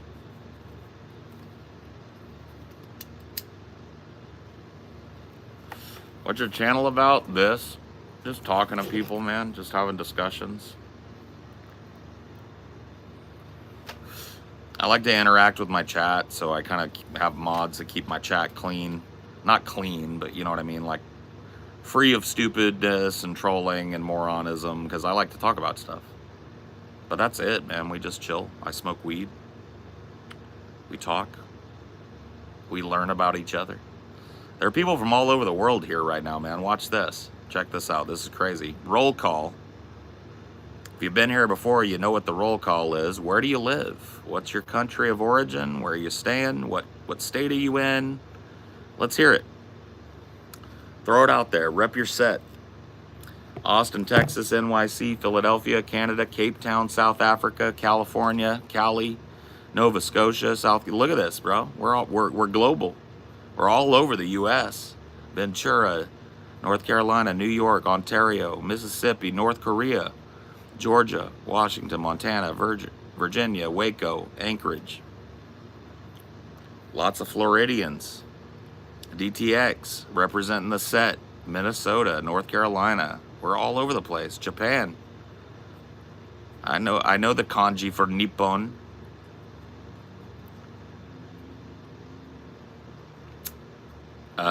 San Jose, California. Yeah, cool. Virginia. I can't keep up sometimes when I do this, but you can see that's the chill thing, right? Like, all of us are sharing this moment. All of us are chilling at the same time, having the same conversation. There's something beautiful about that. I like that. Call me a boomer, but that tickles me pink. Sorry, baby doll. You make yourself a whiskey sour? Oh boy. I gotta find out what we gotta get, because I want to get stuff for Midori sours. I want to make myself a big jug of Midori sour sometime in the future and go to town on it. Like the good old days. Like the bad old days.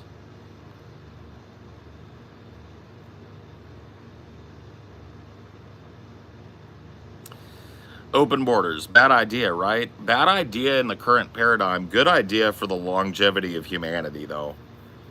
Bad idea, like, if that's all your policy is anybody can come here for as long as they want and leave whenever they want. I don't think that's smart.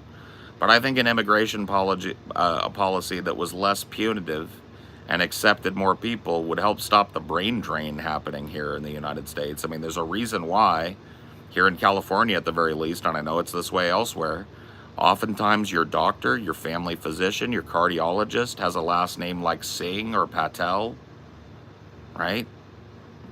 A lot of people come from India, Bangladesh, Pakistan, the Middle East to become doctors here. So that's a counter brain drain, because a lot of the people that want to be doctors don't stay in the United States to do it. A lot of United States doctors go to places like Great Britain, France, Germany, North Korea, or sorry, South Korea. Not North Korea. They're not allowed to go to North Korea. Russia, the Balkans, Europe.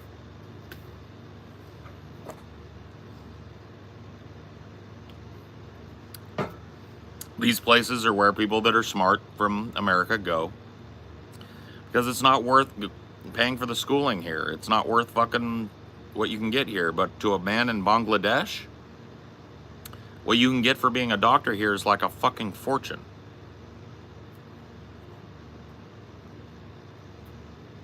Thing too is a lot of money that immigrants make in the U.S. is sent back to their home countries because they can't get their families over. If they got their families over, then that money would be going back into the economy even Right. more. Right. It's like every wave of immigration and migration that the United States has had during its short but vaunted history has done nothing in the long term but enrich this country culturally, technologically. I mean, the man that invented the modern world was an Eastern European immigrant to the United States. Nikola Tesla. Look him up. If you like your cell phone, if you like having air conditioning and refrigeration and a house that lights up when you flip a switch, you have Nikola Tesla to thank. And he never would have even been known if he had to stay in his native fucking, I think it was Slovakia, or I can't remember where he was born. But he immigrated here. Now, unfortunately, in America, it took another capitalist to get his shit out. And that capitalist took complete control of his works. That guy's name was Thomas Edison. Serbia, thank you. Or Croatia. I don't know who's right. But you take my drift, right? Jonas Salk, his family were immigrants. Jonas Salk, that's a name that people don't even know. Dr. Jonas Salk freed the world from polio, which was a disease that affected the very young and paralyzed them. It was every parent's worst nightmare, and there was no way to stop it, no way to fight it. Jonas Salk was the son of an immigrant. Saved the world because he came here, and we didn't turn him away at the border. So yeah.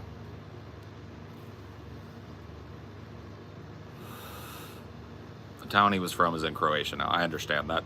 The Balkans are a region that have changed hands and borders. Yeah, it was the Austrian Empire. Right. So Right. it's like you could call him Austrian too. You could.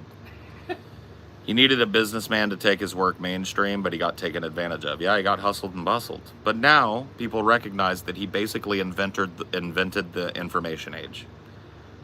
Without him, there's no internet. Without him, there's no AC/DC current. Without him, there's no easy access to power and electricity. Without him, there's no air conditioning, refrigeration. All of the hallmarks of the modern age that pulled us up out of the state of nature, we owe to him. And if we had turned him away at the border and said, nah, we don't want any Slovak scum here, we don't want any Austrian scum here, he never would have been known. His work never would have been championed by anybody. Never would have been adopted.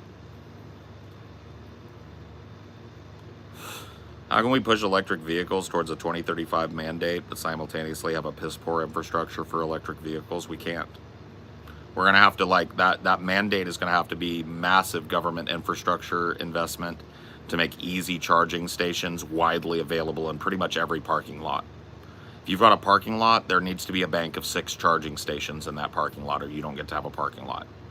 If you have a wider parking lot, you need bigger ones. Like, the more parking you're offering, They need to come up with a percentage ratio and enforce it.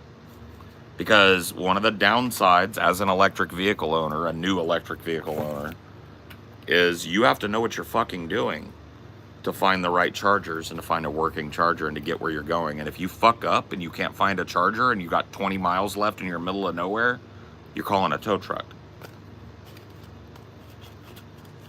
Period. It's not like it is with gas, where you just pull off the freeway and you find a gas station and you're full in 5 seconds. You've got to plan out 45 minutes to half an hour to 45 minutes to sit there and get to 85 to 90% to get you to your next charging station. And the infrastructure right now is woe-begotten. I mean, we're lucky that that my dad kind of put us up on game which chargers are usually good ones to go with, etc. But without knowing that, if we'd have just bought that car like, haha, this is awesome, we'll find a charging station, we'd have been fucked. We didn't have any idea what we were looking forward to doing. And we figured it out, and now we know, and now it'll be easy for us to travel because we know what we need to plan. But you've got to make that infrastructure ubiquitous like gas stations are. I'd say another mandate that would be easy, if you have a gas station, you've got to have a bank of 10 chargers. You've got to make room. Take out a row of pumps and put in 10 universal chargers. That's another thing that needs to happen. CCS needs to be the universal charging. We can't have people out there running out of Tesla juice because Elon shut down their fucking Tesla charger. That doesn't make any sense. Government needs to mandate CCS at every gas station, every parking lot, everywhere a car might need to be stored for a few minutes. But I mean, they would still need to have the other chargers for all cars. Well, that's what I mean. We've got to standardize the charging thing. That's one of the problems right now, is that there's 2 standards and they really don't play well. 3, right. The older ones don't Yeah, have CCS. the older ones don't have CCS lightning charge. They've got straight CCS, which is like 50, 60 megawatts an hour or whatever the fuck. It's cheap. It's slow. But like, yeah, the 2-plug CCS, whatever that becomes next, needs to be the standard in every vehicle made in America. We need to set that ground rule and enforce it, so that if you want to order some exotic foreign electric vehicle, it's up to you to find out how to put a fucking adapter on your shit.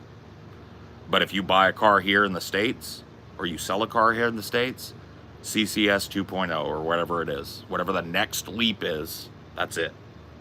They do that, mandate that if you're going to run a gas station, you got to provide CCS in certain numbers depending on the size of your station. Same thing for parking lot owners.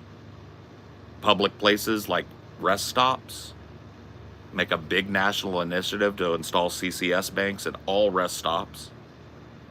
That's what it's gonna take. Because there's no way we're meeting that mandate by 2035 without infrastructure.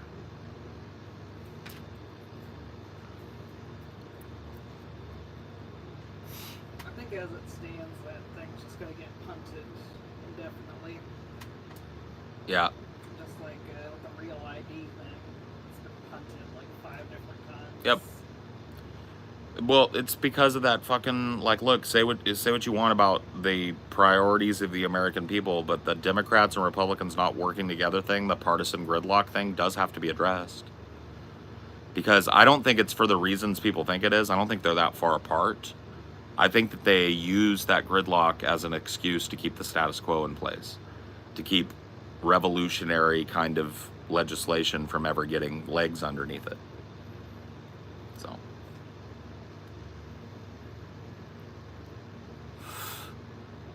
We got to deal with that. Paul-based, no cap. On God. On squad. On O-block. On mom. On pops. On grandma. You know?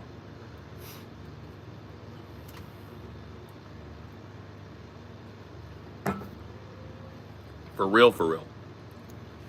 on wifey, on puppy, on kitty,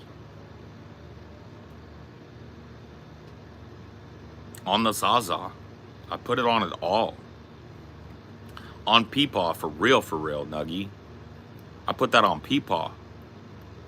God rest his soul.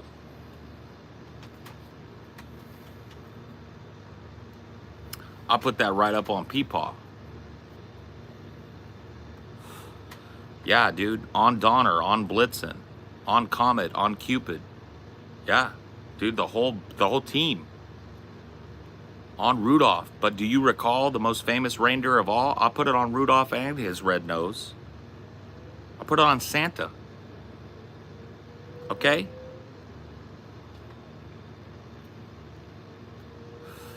I put it on Santa Claus. That's the highest, I think, that you can put it on. Nobody doesn't like Santa. I put it on Santa. On Gat, yeah.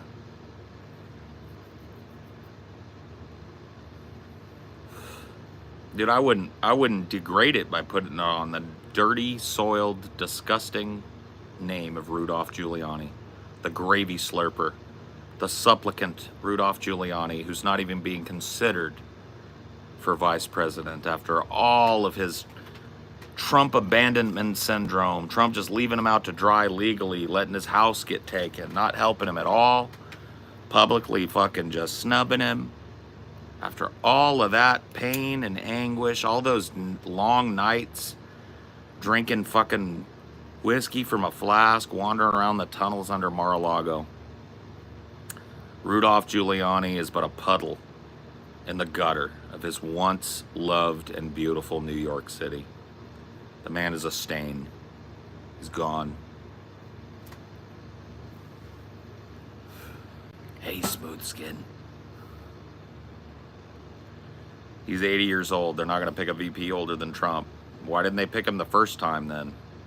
He was already slurping Trump's gravy back in 2020. And 2016, to be frank. So why didn't he lap up fucking Rudy back in 2016? Because Rudy is a little supplicant bitch.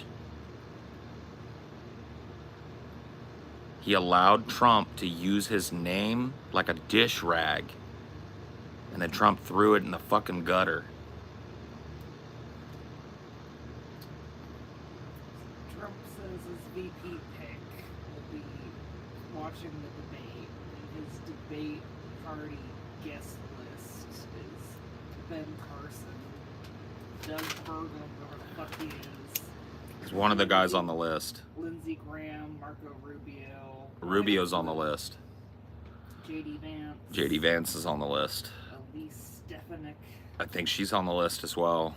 Byron Donald. So he's basically invited all of his VP picks. Yeah. Okay. And some other folks. Yeah. Once again, I'm thinking tomorrow's going to be a big day. I think tomorrow we're going to hear waffling from one of the campaigns about this fucking debate because I cannot see it going forward. If it does, I'm willing to admit I'm paying. I'll pay dearly. But I don't think it's happening. I'm pretty confident that today, or well, Monday or Tuesday, we're going to hear waffling from this campaign right at the beginning of the news cycle. They're going to hit it up.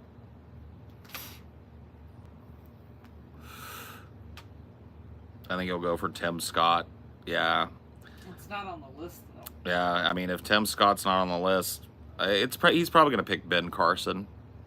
I mean, he's not, from what other articles have said, Ben Carson's not on the short list. Oh, who is then? The JD Vance and Marco Rubio. It'll probably be Little Marco then, because Little Marco is willing to take an abuse pounding, and he gives him like a little bit of Hispanic cred. Well, he has the biggest national profile out of all of them. True. Yeah. Well, he was a 2016 candidate for president, and he was very not well remembered. He was very robotic, didn't really know what he was doing. He was called Little Marco by Trump, and that name kind of stuck. But he is one of these guys that's willing to slurp the gravy. So I'd say then if that's the short list, it's probably going to be Rubio. But Yeah, I don't know why fucking Hillary picked such a nobody for her VP. because she didn't think she had to pick somebody vibrant. She didn't want to pick somebody that yucked her yum at all. She was breaking the glass ceiling, so it was Hillary's presidency. So she picked a nobody because she didn't need anybody else. And Biden's about to waltz right into that problem. I don't think it's official that I think he is running Harris. Like the Biden-Harris campaign stuff is out. It's just weird that they're having a debate before the conventions anyways. It's Yep. like this is the earliest it's ever been by like months. Kamala Harris is a political nobody. Nobody primaried her. She didn't win one state. Didn't even hang around long enough for the primaries. She dropped before the primaries because the writing was on the wall. Nobody liked her. So she's very much the Tim Kaine nobody pick that Hillary did. There was a whole article letting... But at least she had some color. Some color? What do you mean? Like skin color. Oh.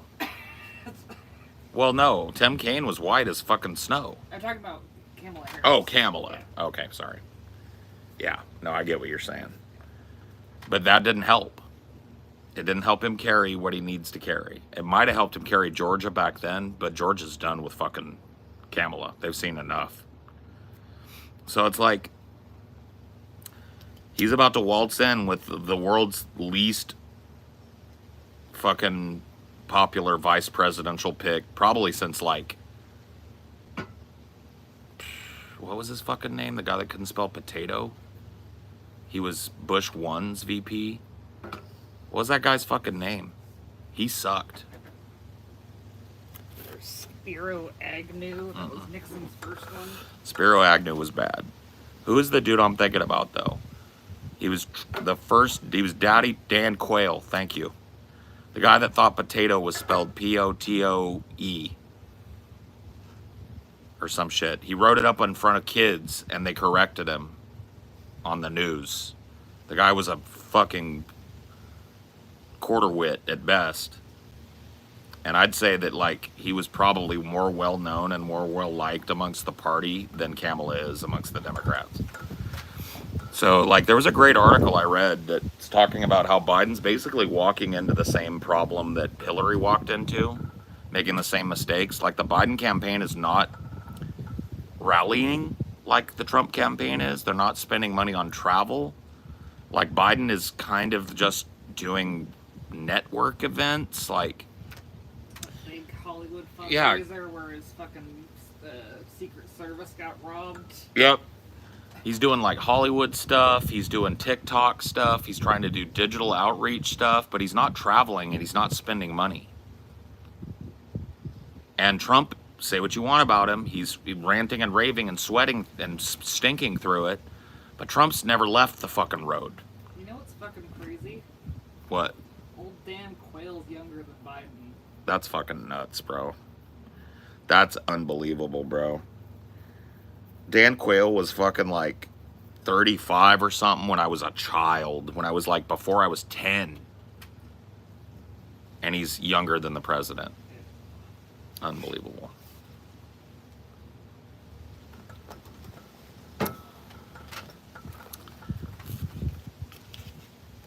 Trump 2024. Bro, you're probably right, but I don't know what you're celebrating. It looks like Biden's going to hand it to him, but I don't know that it's going to be a good thing for anybody. Hey, maybe I'm wrong. If it is, I'll call it. You still angry at vegan gains? I was never really angry at vegan gains. I get angry at sophistry, time wasting, bullet points from media figures that are untrustable, media sources that are untrustable, like, you know, the country prosecuting a war during wartime, just like blindly trusting their numbers on civilian deaths and such. Yeah, I get mad at that. I don't like my time wasted, but him as a person, I got no fucking ill will towards him beyond that.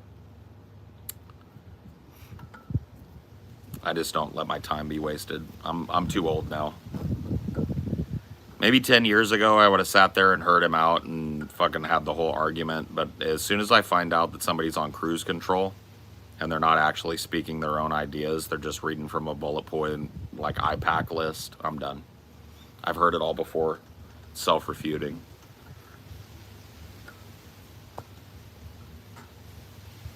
So, yeah, I don't waste my time with it, but I don't have any negative feelings towards the guy beyond that.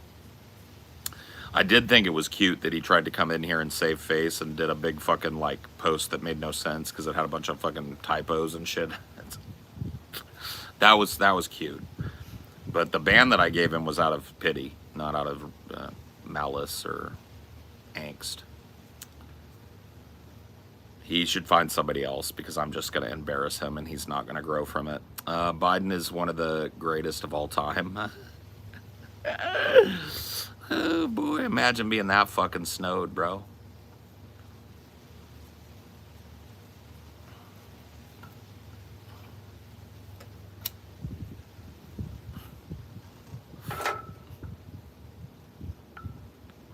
Unreal. I don't think I'm even going to vote because it's that trash of a situation. I think most people are kind of thinking that way, bro. I think a lot of people are on the fence about, am I even going to go bother this year? I know, like, I'm voting this year, but only because Jill Stein's in the race. And she was willing to fucking stand the line and go to jail for justice. And I think she's a little wonky on certain things, vaccines being the main one of them. But as far as where her heart's at and where her, like, she actually got arrested at a pro-Palestinian protest, that's all it takes for me. My vote isn't going to matter anyway. I live in California. This is going Biden 10 out of 10 times. I think it would be more strategic to vote for RFK Jr. with all of his faults, just to show an independent and have a strong showing. Yeah, but I'm not doing it. I'm voting Jill Stein. I'm not voting Kennedy. He's a huckster. He's a sophist on Israel. He's a warmonger. He's not getting my vote. Yeah, I'm not trying to convince you. I'm No. just saying, like, that's my... Yeah, if you wanted to do a tactical vote that might, like, say, hey, you got this amount of numbers, people got to start paying attention to the middleman now. If you want to do that, I just don't. I've seen that happen before. I don't think he's going to get shit for shit. I think it's going to be Biden and Trump. And I think it's going to be Trump. If I have to make a call right now with a gun to my head, it's Trump. Biden is making all the same mistakes Hillary Clinton did. He's worse off than she was. We'd be better off if she replaced him, or if he replaced Kamala with her. That would actually be a power move right now for Biden that might help him, because he's donezo. And even though Trump's lost about 10 steps, Biden's lost 15. It's a horse race. All the polls are within the margin. You know, a close race is won by the fucking challenger every time. You want that incumbency advantage. You want to wash out that challenger. You want to be 10 points up in the polls, and you need to be, even if you're 10 points up, you need to assume you're 10 points down. And the Biden campaign is not doing that. It's not trying to win. I think that the DNC maybe is even like, let's let Trump have it. Shit's falling apart. Gives us a boogeyman to blame. We can fundraise on Trump for another 4 years. Let's do it. Let the old man rest. Still have like 5 months, though. Yeah. 5 octogenarian months for things to get worse, for more gaffes, for more things that damage them. I mean, like I said, it's starting to look like to me that like people are talking. Maybe this goes forward, this debate. That's going to be gaffapalooza. It's going to be hideous to watch. 2 old men lost in their own shit. It's going to be terrifying, and it's going to shake up the polls negatively for both of these fucking candidates. Nobody has anything to win from them meeting. Like, nobody's going to come out looking like a champ. You're not going to be able to gaslight anybody that watches that live shit into thinking either one of these old men are equipped.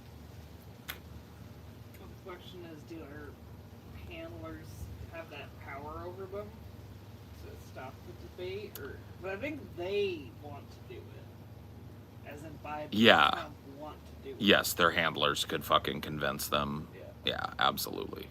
Absolutely. Like, these are old men. There are people running these campaigns that could pull the plug on it any number of ways without their consent. Yeah. But I still believe, standing here today at the top of the fucking week, that we will not be seeing a fucking debate on Thursday. But,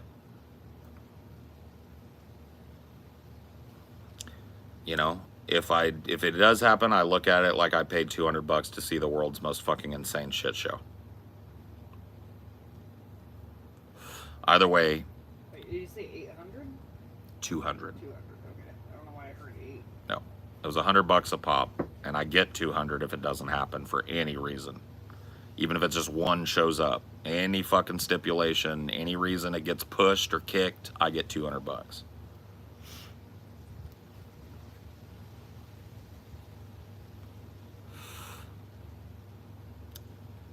An Amon Animations video is more likely than the debate, and I could at least look forward to that. Yeah, I bet Amon is probably going to make a pretty good, like, animation of the debate that's actually a better debate between Biden and Trump. That's the way it works now.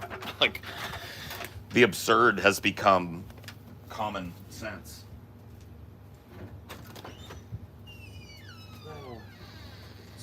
Swap out for my other glasses. My poor peepers can't peep. At least it's starting to cool down a little bit.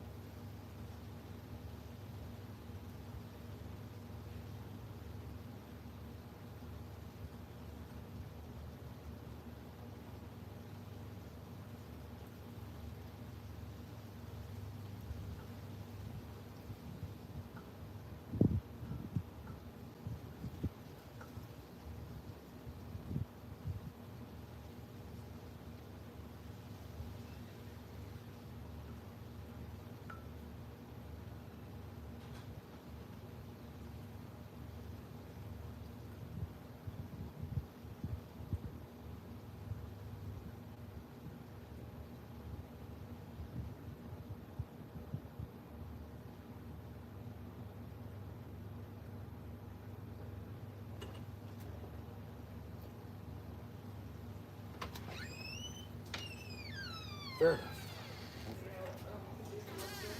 Let's do it. Let's do it. Sounds good. Yeah. Oh, Dee, did you bring your clickety-clack out here? You're going to want that inside, so you better bring it in with you, because Dad's not going to remember. That's your rawhide, Dee.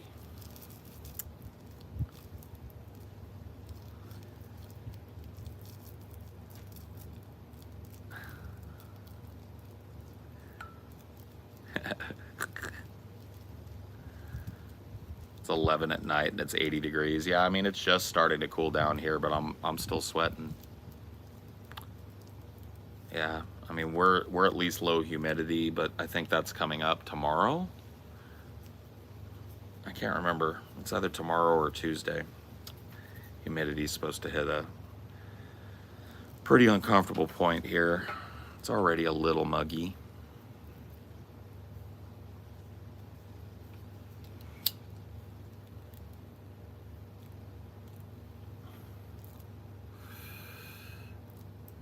Ball for salt. That's me. It's literally like hell here. Yeah. Welcome to the new normal. Is the Eucharist? Dude, you're asking a religious fucking dogma question. I'm not a religious person. I'm an atheist.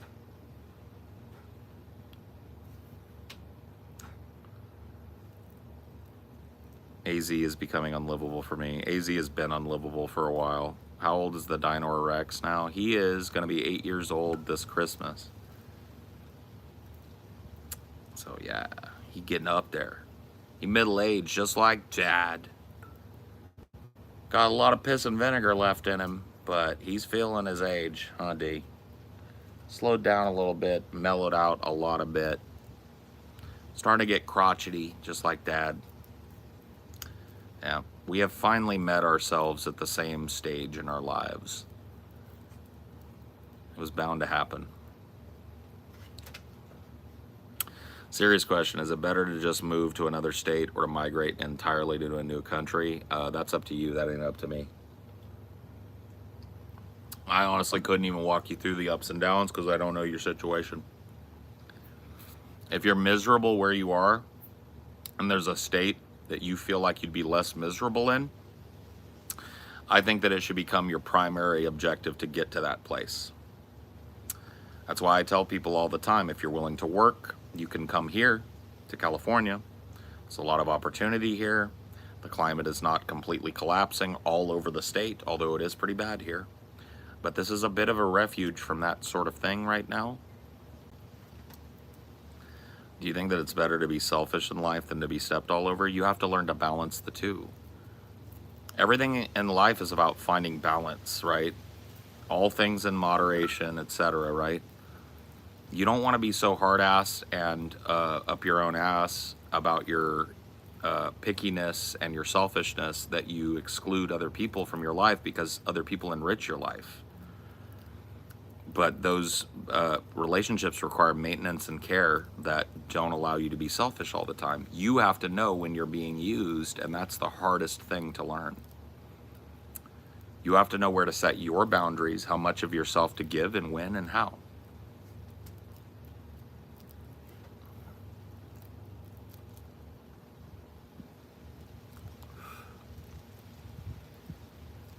California's cheeks? Yeah, dude. Cheeks. Come clap them. Because they're just hanging out here. Waiting to be clapped by an intrepid adventurer from the south or wherever you're from. Get the fuck out and come here. Set your fucking mark. Enforce it. Learn to hustle. Learn to be a Californian. Or not.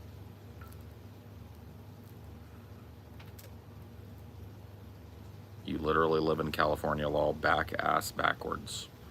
The cope is always real when it comes to people that don't live in Cali, and we know why you hate us. Because we are truly what you want to be. Like Texas likes to go like, we gonna succeed. Texas needs our fucking money. California says we're gonna succeed. There's nothing you can do to stop us. We're the 6th largest economy in the world. All your food's grown here, so we shut that down, start charging you double for it. California gonna be just fine when y'all burn. That's why you hate.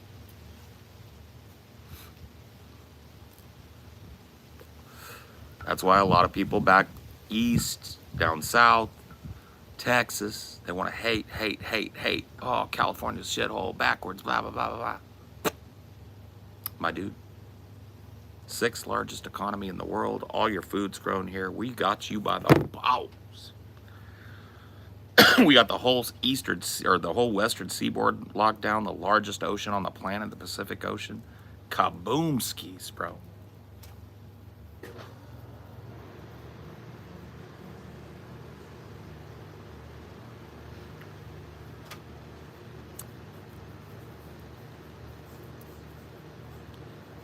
What about the fault line that could give at any time and literally destroy the state? It's like living in Yellowstone.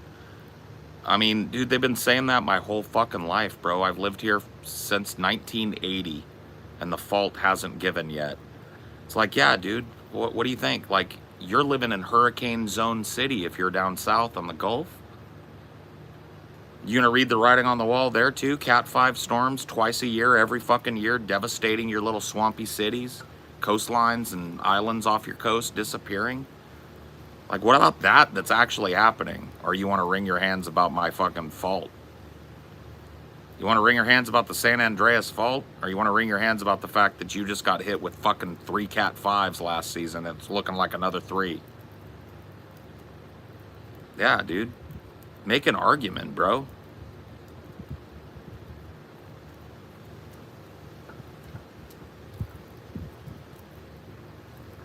About that drought and heat wave you guys got down there. Is that, you want to look at that before you worry about the fucking San Andreas Fault, homeboy?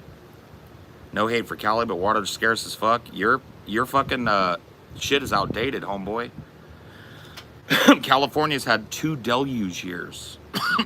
All of our reservoirs are full, our spillways are spilling, and our rivers are running. Our water problems are at least temporarily over. You got old information, bud. Water not scarce here. We got the largest reservoir of fresh water outside of the Great Lakes in the United States, right here in Cali. So I think our water situation probably better than yours. Probably better than yours.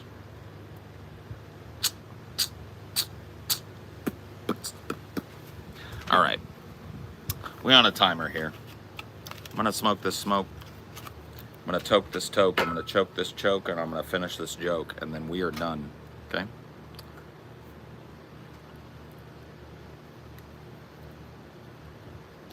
Just trying to point out a reason someone may not want to live there. It's not a point to talk shit. Oh, well, yeah, but I mean, come on, dude. Come on, buddy. It was cope. Just admit, just what you just said. I agree with, but I think that you're trying to dress it up a little bit. Just say, dude, it was cope. Because that's what it always is when people hate on Cali. It's always somebody from a shithole, swamp, fucking piece of shit, no public services, all looking over there, listening to Fox News, talking about how Cali's a shithole. Like, talking about our fucking reservoir problem, dude, that's like 6 years ago, man. Yeah, the water table in Florida is literally filling with salt. It's like bath water in the seas off of Florida, but you want to talk about Cali problems?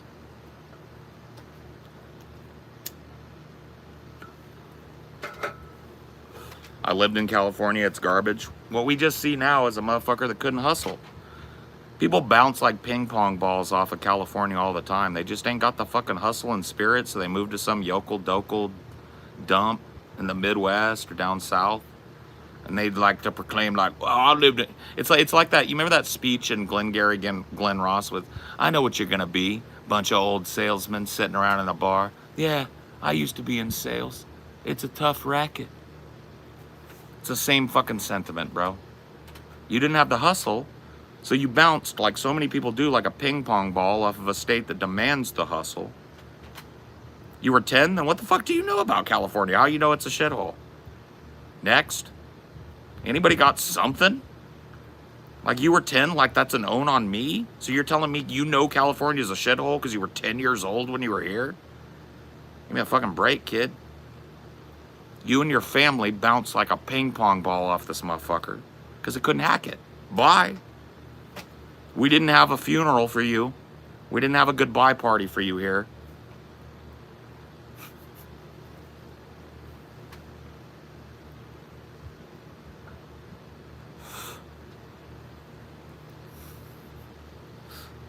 Just keeping it real with you. I'm keeping it a stack, as you kids say these days. What do you mean by hustle? The ability to have a side gig. The ability to not go like, well, I tried to work a burger job, but I couldn't make it in LA. Yeah, of course you couldn't make it in LA. Nobody lives in LA proper with a burger job. You gotta have 2 or 3. You gotta have a side hustle. You gotta work, you gotta grind. I'm keeping it a stack. I'm keeping it a rack. I'm keeping it 150 with you kids. How come California's always in a deficit? Take a look at the amount of California taxes that are used federally to support places like Alabama, Mississippi, Texas during their flood and hurricane season. That's why. California pays for all its people and all the people of the United States. That's why. That's why it runs a deficit. Sorry. Sorry, we run a deep fucking $700 billion deficit taking care of all your asses. You want us to stop? Next time you have a hurricane, clean it up yourselves. Bootstraps and all that shit.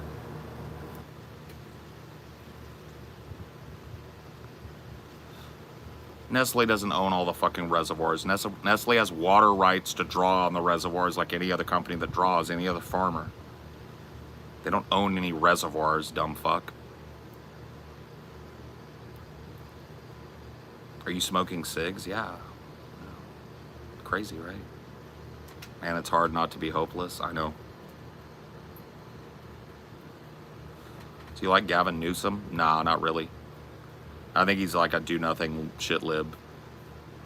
But he is the governor of the greatest state in the fucking country, so he's doing something right, probably, I'd imagine. But yeah, he's a piece of shit. I don't like Gavin Newsom. But I'm not a lib. I'm a leftist. I'm a labor leftist. I advocate for people who advocate for themselves. I didn't mean to get you worked up. You didn't. I didn't mean to drag you in front of the whole chat. That's kind of what happened. And Jacqueline, too, who hasn't been able to post anything but stunned fucking Rafflemal emojis since I slapped her ass back into the dirt.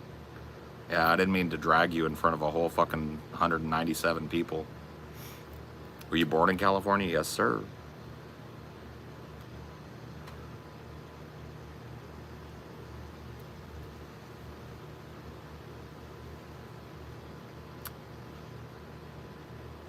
Gavin Newsom gave out Magic Mountain tickets instead of dealing with the housing crisis. I know, he's a piece of shit. That's why I don't advocate for him. He's a Democrat. He's a shit lib. I'm not a shit lib. I look at him with the same contempt I look at a Republican with. I hold him to the same standard. I do want to say that Cali doesn't produce all the nation's food. Yeah, we produce enough to feed ourselves and everybody else besides. That's enough. That's what I mean. If Cali just said, we're just going to keep all this stuff and do different things with our land and just feed us, you guys would starve.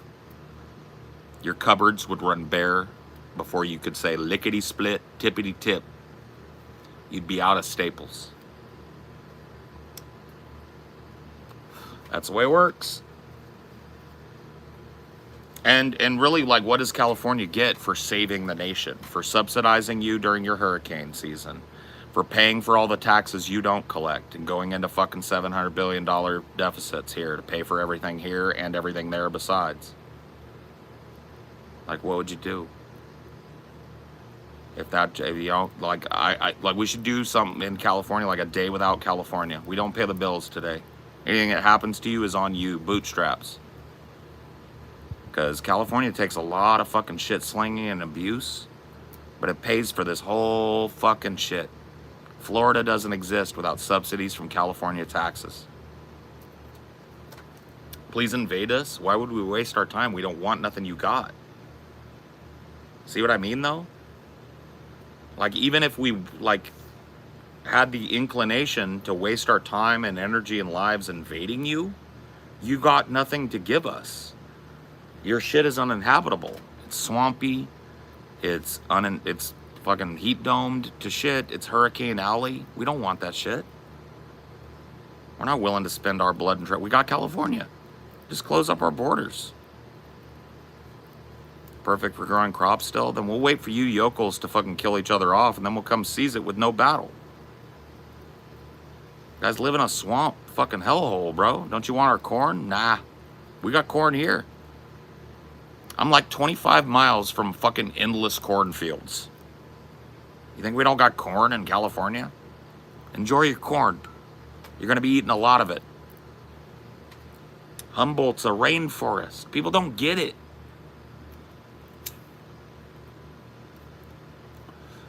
You got shit we need as much as mobilizing and taking it from you. We'll let you fail without us, and then we'll come sweep up what's left. But Iowa, but Kansas. I know. It's like, well.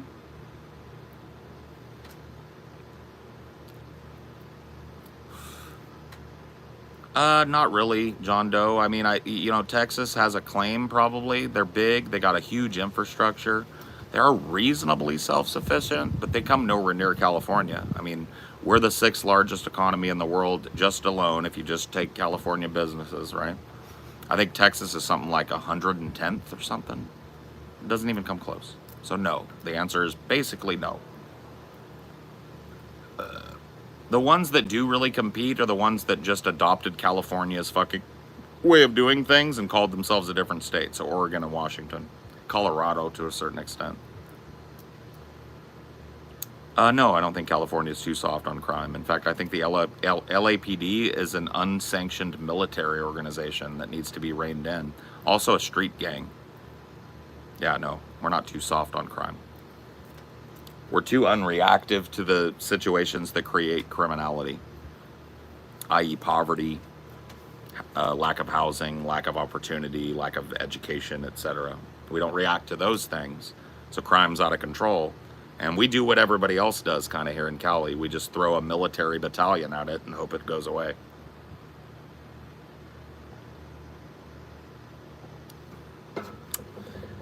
But that just creates more resentment, which creates more poverty, which creates more privation, which creates more crime. So California doesn't do it right. And we just do it better than everybody else. That's the way it works. Them's the breaks, guys. Sorry. And, you know, I didn't write the rules. I just recited them. I've never met an Oregonian who wanted to be even remotely like a Californian, yet you live just like us. It's so fucking silly. Portland is like little fucking San Francisco. You guys adopt all of our liberal policies. You guys adopt all of our fucking social policies. You guys live like Californians in a state that would be California if shit collapsed. Let's be real. Oregon ain't gonna remain sovereign if shit collapses. We're coming. We're gonna take the West Coast. We're gonna sew up the West Coast in Alaska. You can bet your fucking ass on that. So you can cope and seethe. Like, you know the difference between an Oregonian and a Californian? One lives farther north than the other. And if you think there's a difference, bro, you're a fucking joker. Same thing for Washington, too. Like, Oregon is just little California. It's like the northern border regions of California.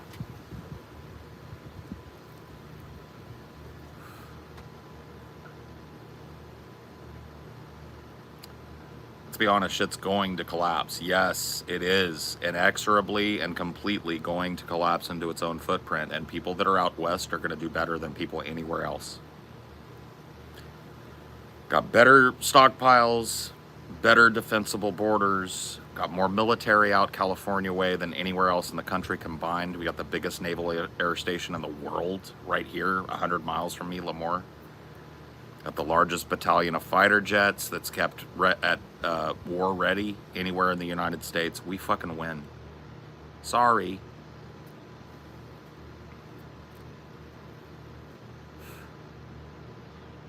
I don't know, man. I want to explore that earlier take sometime. Haven't you advocated for reformation too? Yeah, only if it behooves us to do it, though. And when I say us, I don't just mean Californians. I mean the North.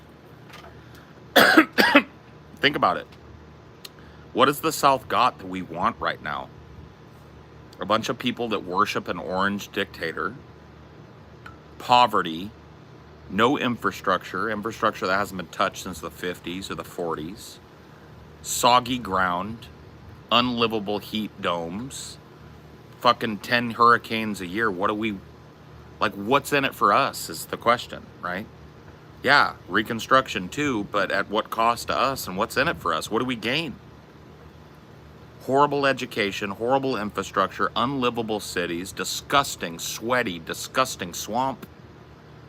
Land that is like horrible drought right now. So you want us to spend a bunch of money taking over a drought area, fixing a drought area. No poverty in California. Don't get me started, bro. You know why there's so much homelessness in California? Because if you're going to be homeless in the United States, there's no better fucking state to be in than California. We take the brunt of all of your homeless and indigent. They ride their thumbs, they catch a bus, and they come here. You know why? Because on the coast, at the very least, it doesn't swelter them to death in the summer and freeze them to death in the winter. So you want to see less homelessness in California? Start paying for your own fucking people. But don't put that on me. Now you want to go again? You're not talking to a dum-dum here. Your cope doesn't have anything to do with me. We got minerals, Phoebes. We're talking about paring the fucking country in half or more, right? And letting the people down south that seem determined to live like fucking savages have at it and see how they do without our support. I think that's better than going down there at the bayonet of a gun, right? And forcing everybody to fucking join the 21st century. I think we just let you guys wipe each other out and then we come get those minerals. You know? You do not want it. By and large, people in the South are living high on the hog on California and Western and Eastern tax dollars and then complaining about it the whole time. All your poor, all your state stuff is federally fucking subsidized. Your food programs, your housing programs, your homeless programs, your fucking welfare programs. There are more people on welfare in the South per capita than anywhere else in the nation, and all of it, that bill is footed by East Coast and West Coast businesses that make the money in this nation. Seems horribly dismissive of human life. I'm not saying close the borders. I'm saying get north, is what I'm telling you. But if you want to stand down there and say, no, the South will rise, then let it rise. I don't believe in picking people up against their fucking will. No, sir. Let it rise and let it queef out as soon as the money dries up.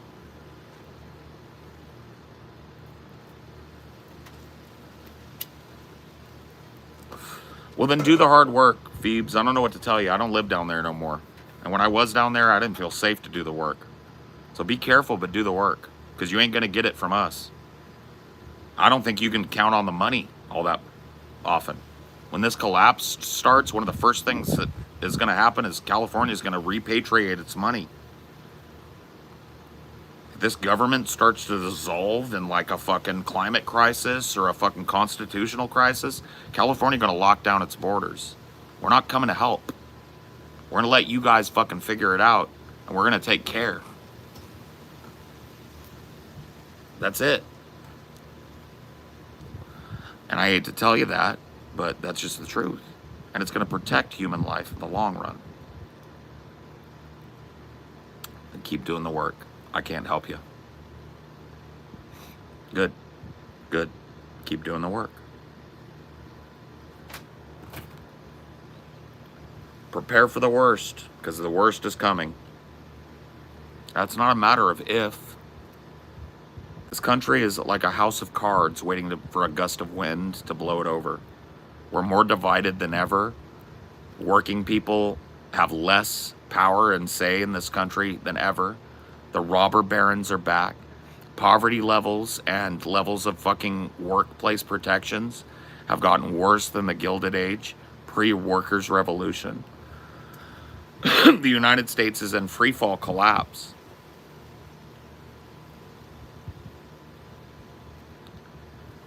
I just told you it's collapsing. There's no soon about it. What do you think it means when 500 people died today in Mississippi from heat stroke? That's the front edge of a collapse, my friend. I don't predict it's going to collapse. It's collapsing. Pay attention. The dollar is worth less. Every staple in the United States costs more this year than it did last year. People make less. It's happening. We're living in the midst of a 6th mass extinction event. More species are disappearing from the planet that can be counted every year. And the last time this happened, humans didn't survive it. Our ancestors had to come back from rats. There were no humans allowed, because the last time it happened, there was nothing but fucking fungus and algae left on the planet. So my guy, believe when I tell you, I'm not predicting shit. The collapse is happening.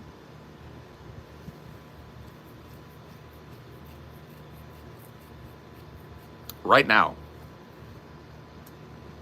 It's not like it is in the movies. I'm sorry it isn't. I'm sorry it's not like the president has died, There's been a giant earthquake. People are rioting. It's not like it is in the movies where it happens quick. It's happening year to year like the frog boiling in the pot. It's getting hotter and less livable. What do you think that's it? That's collapse. It's climate collapse. The economy is no longer serving the people. It's serving the billionaires. What do you think that is? That's economic collapse. Global economic collapse. We're seeing biome collapse. We're seeing food staple collapse. It's a slow burn and it's fucking painful, and nobody is saying it except for people like me. Because we're all pretending the Barbie movie is the freshest thing that's happened this year. We're all busy worrying about our Instagram presence and shit. And we're living in the middle of it, bro. They want to act like, yeah, well, they don't even want to. It's just the way it's happening. It's not going to be like the movie 2012, man. It's not going to be like the fucking overnight collapses you get in the movies that's fun to watch.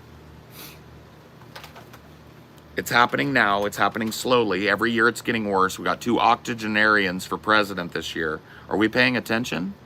That's a sign of collapse. It's a sign of a rot in our system that's collapsing in and on itself. 2 80-year-old plus men in diapers are the best we got. That's not a good sign, guys. Educational collapse. We're graduating more functional illiterates now than at any time in history. Social collapse. Roads, bridges, all collapsing into their footprint. Nobody's fixing them. No money to fix them. No will, no impetus. Cities rotting. All of this is sign, guys, of collapse. Flint, Michigan has been drinking fucking poisoned water for over a decade. The people in East Palestine, Ohio, still have received no remuneration for their fucking suffering at the hands of a company that crashed a fucking train filled with chemicals into their town. It's happening. You're just not, you don't want to admit it because you still have air conditioning and Instagram.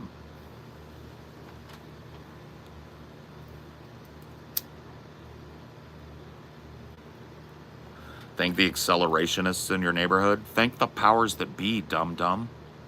Accelerationism is a micro fraction of a political ideology.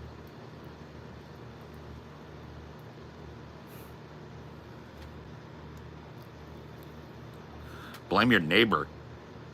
Blame the boss.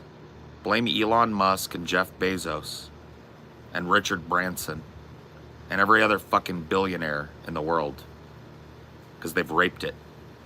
And now they've sowed the whirlwind, and we were happy to sow the whirlwind right along with them. Now we're reaping the whirlwind. And we all want to pretend it isn't happening, but it's happening right now.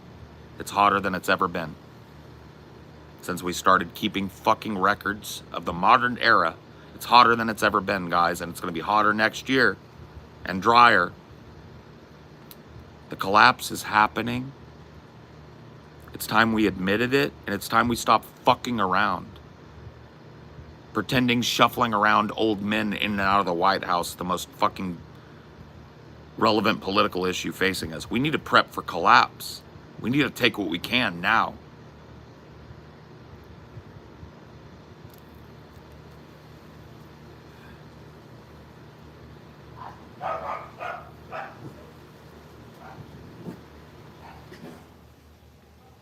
Okay, so what should we do? Divest yourself from the fucking military-industrial complex. Stop simping for war. Stop doing what the media tells you to do.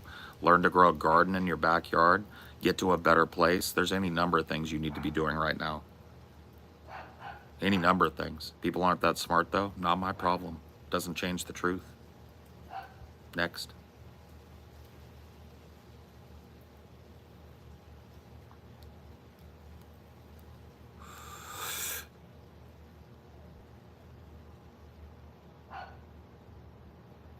And I will tell you guys something, and this is going to sound like a doomsayer, and I'm going to finish this joint while I'm saying it. But I want you to tune in. If there's 225 people in here right now, hear me out. Everything that you know that's good in this world will burn. Everything that you love about your life, the freedom, the fun, the movies, the music, Everything that you love will burn on the altar of capitalism if you don't take it now. We are at a fucking critical turning point in history. We have very little time to act. You need to take your human rights and secure them now so that we can help each other survive what's coming. Everything that you love will burn. Your pets, your children, their little schools, their little side activities that you put them in, their little soccer games, the grocery store that's so abundant and full and pleasant, and the indoors. Take it how? Mass demonstrations, apolitical, across the aisle. We pack the fucking National Mall and Wall Street and we say, you're gonna have to kill us all because we're not moving until we get our rights. Take it. Such big platitudes. Well, there's some specificity for you, mouth. We need to rise up together as human beings. Pack the National Mall like we did in the 60s against Vietnam and for civil rights. And we need to take it now. Or else, watch it all dwindle to nothing. Everything that you love will burn. Everything that you find good about the world will burn. You want specificity? There you go. Don't say that, that's extra. No, that's true. And I'm sorry you don't feel it. Everything I just said in the last 15 minutes is true. It's backed up with numbers and facts that you can't ignore because you don't want it. Hurricane seasons are worse now than they ever have been in recorded history. They're getting worse. Those areas that get hit by hurricanes are damn near uninhabitable. Species collapse, biome collapse, heat domes making place, people just dropping dead in the streets in the South today. Just telling you what's happening. I'm not trying to convince you of anything. I'm not trying to get your money. I don't want your money, not for this. I'm just telling you what's what. We are in the middle of collapse.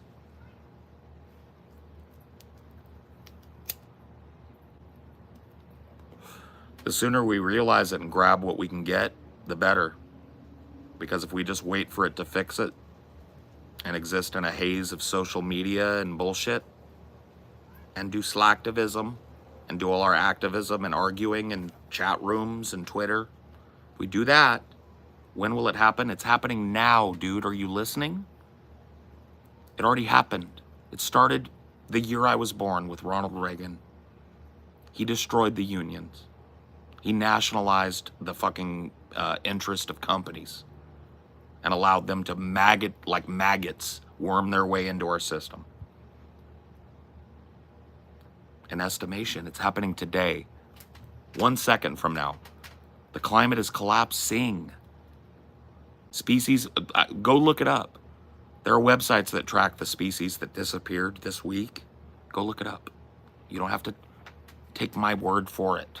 Nothing I'm saying is fantasy. No way back. Oh, there's a way forward, though. There's a way forward that doesn't have to be as horrible as it's going to be. But it's now or never. We got a matter of a couple of years, by my estimation, to rise up and take what we got. Get things in preparation for this collapse, or we are double plus fucked.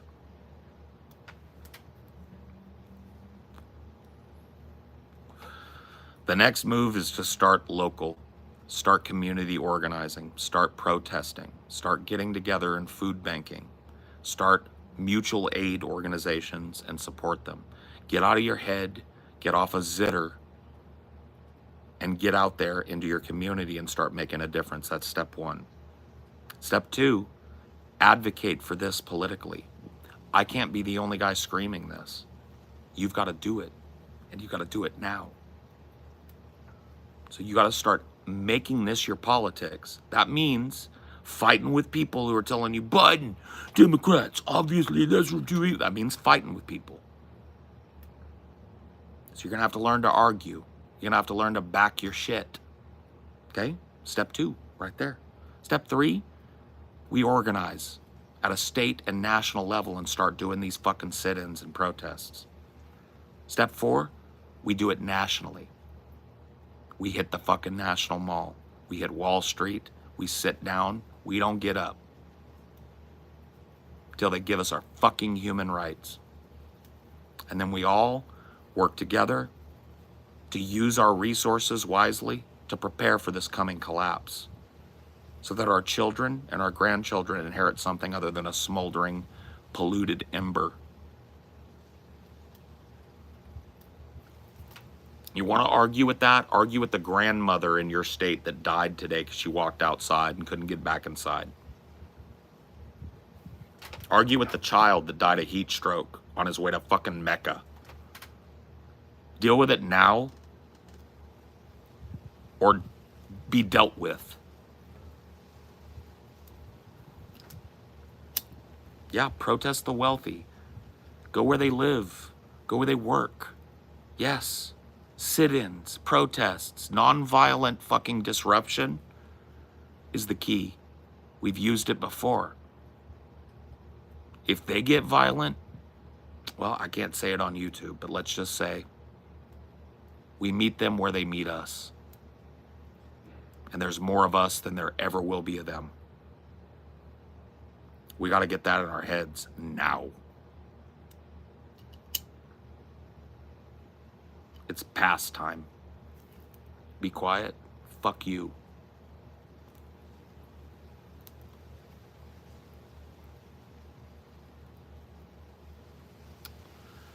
During Vietnam War era type protesting, yeah, and civil rights era protesting. You're talking about the nonviolent sit-ins. You're talking about the National Mall protests, right? People fucking planted their asses down and said, you will stop it. And they've changed the world. Stopped the war. Got black people the right to vote. Codified into our fucking Constitution. Got the Civil Rights Act passed. Codified. All of those things happens on the back of protest.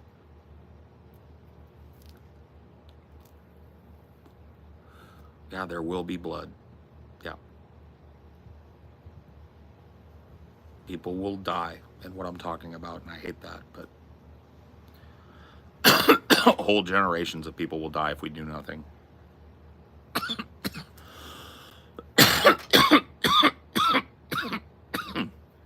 Anyway, I'm fucking beyond cooked. It's hot. My phone's almost dead. I'm done. Think about what I talked about. You don't have to agree with me, but think.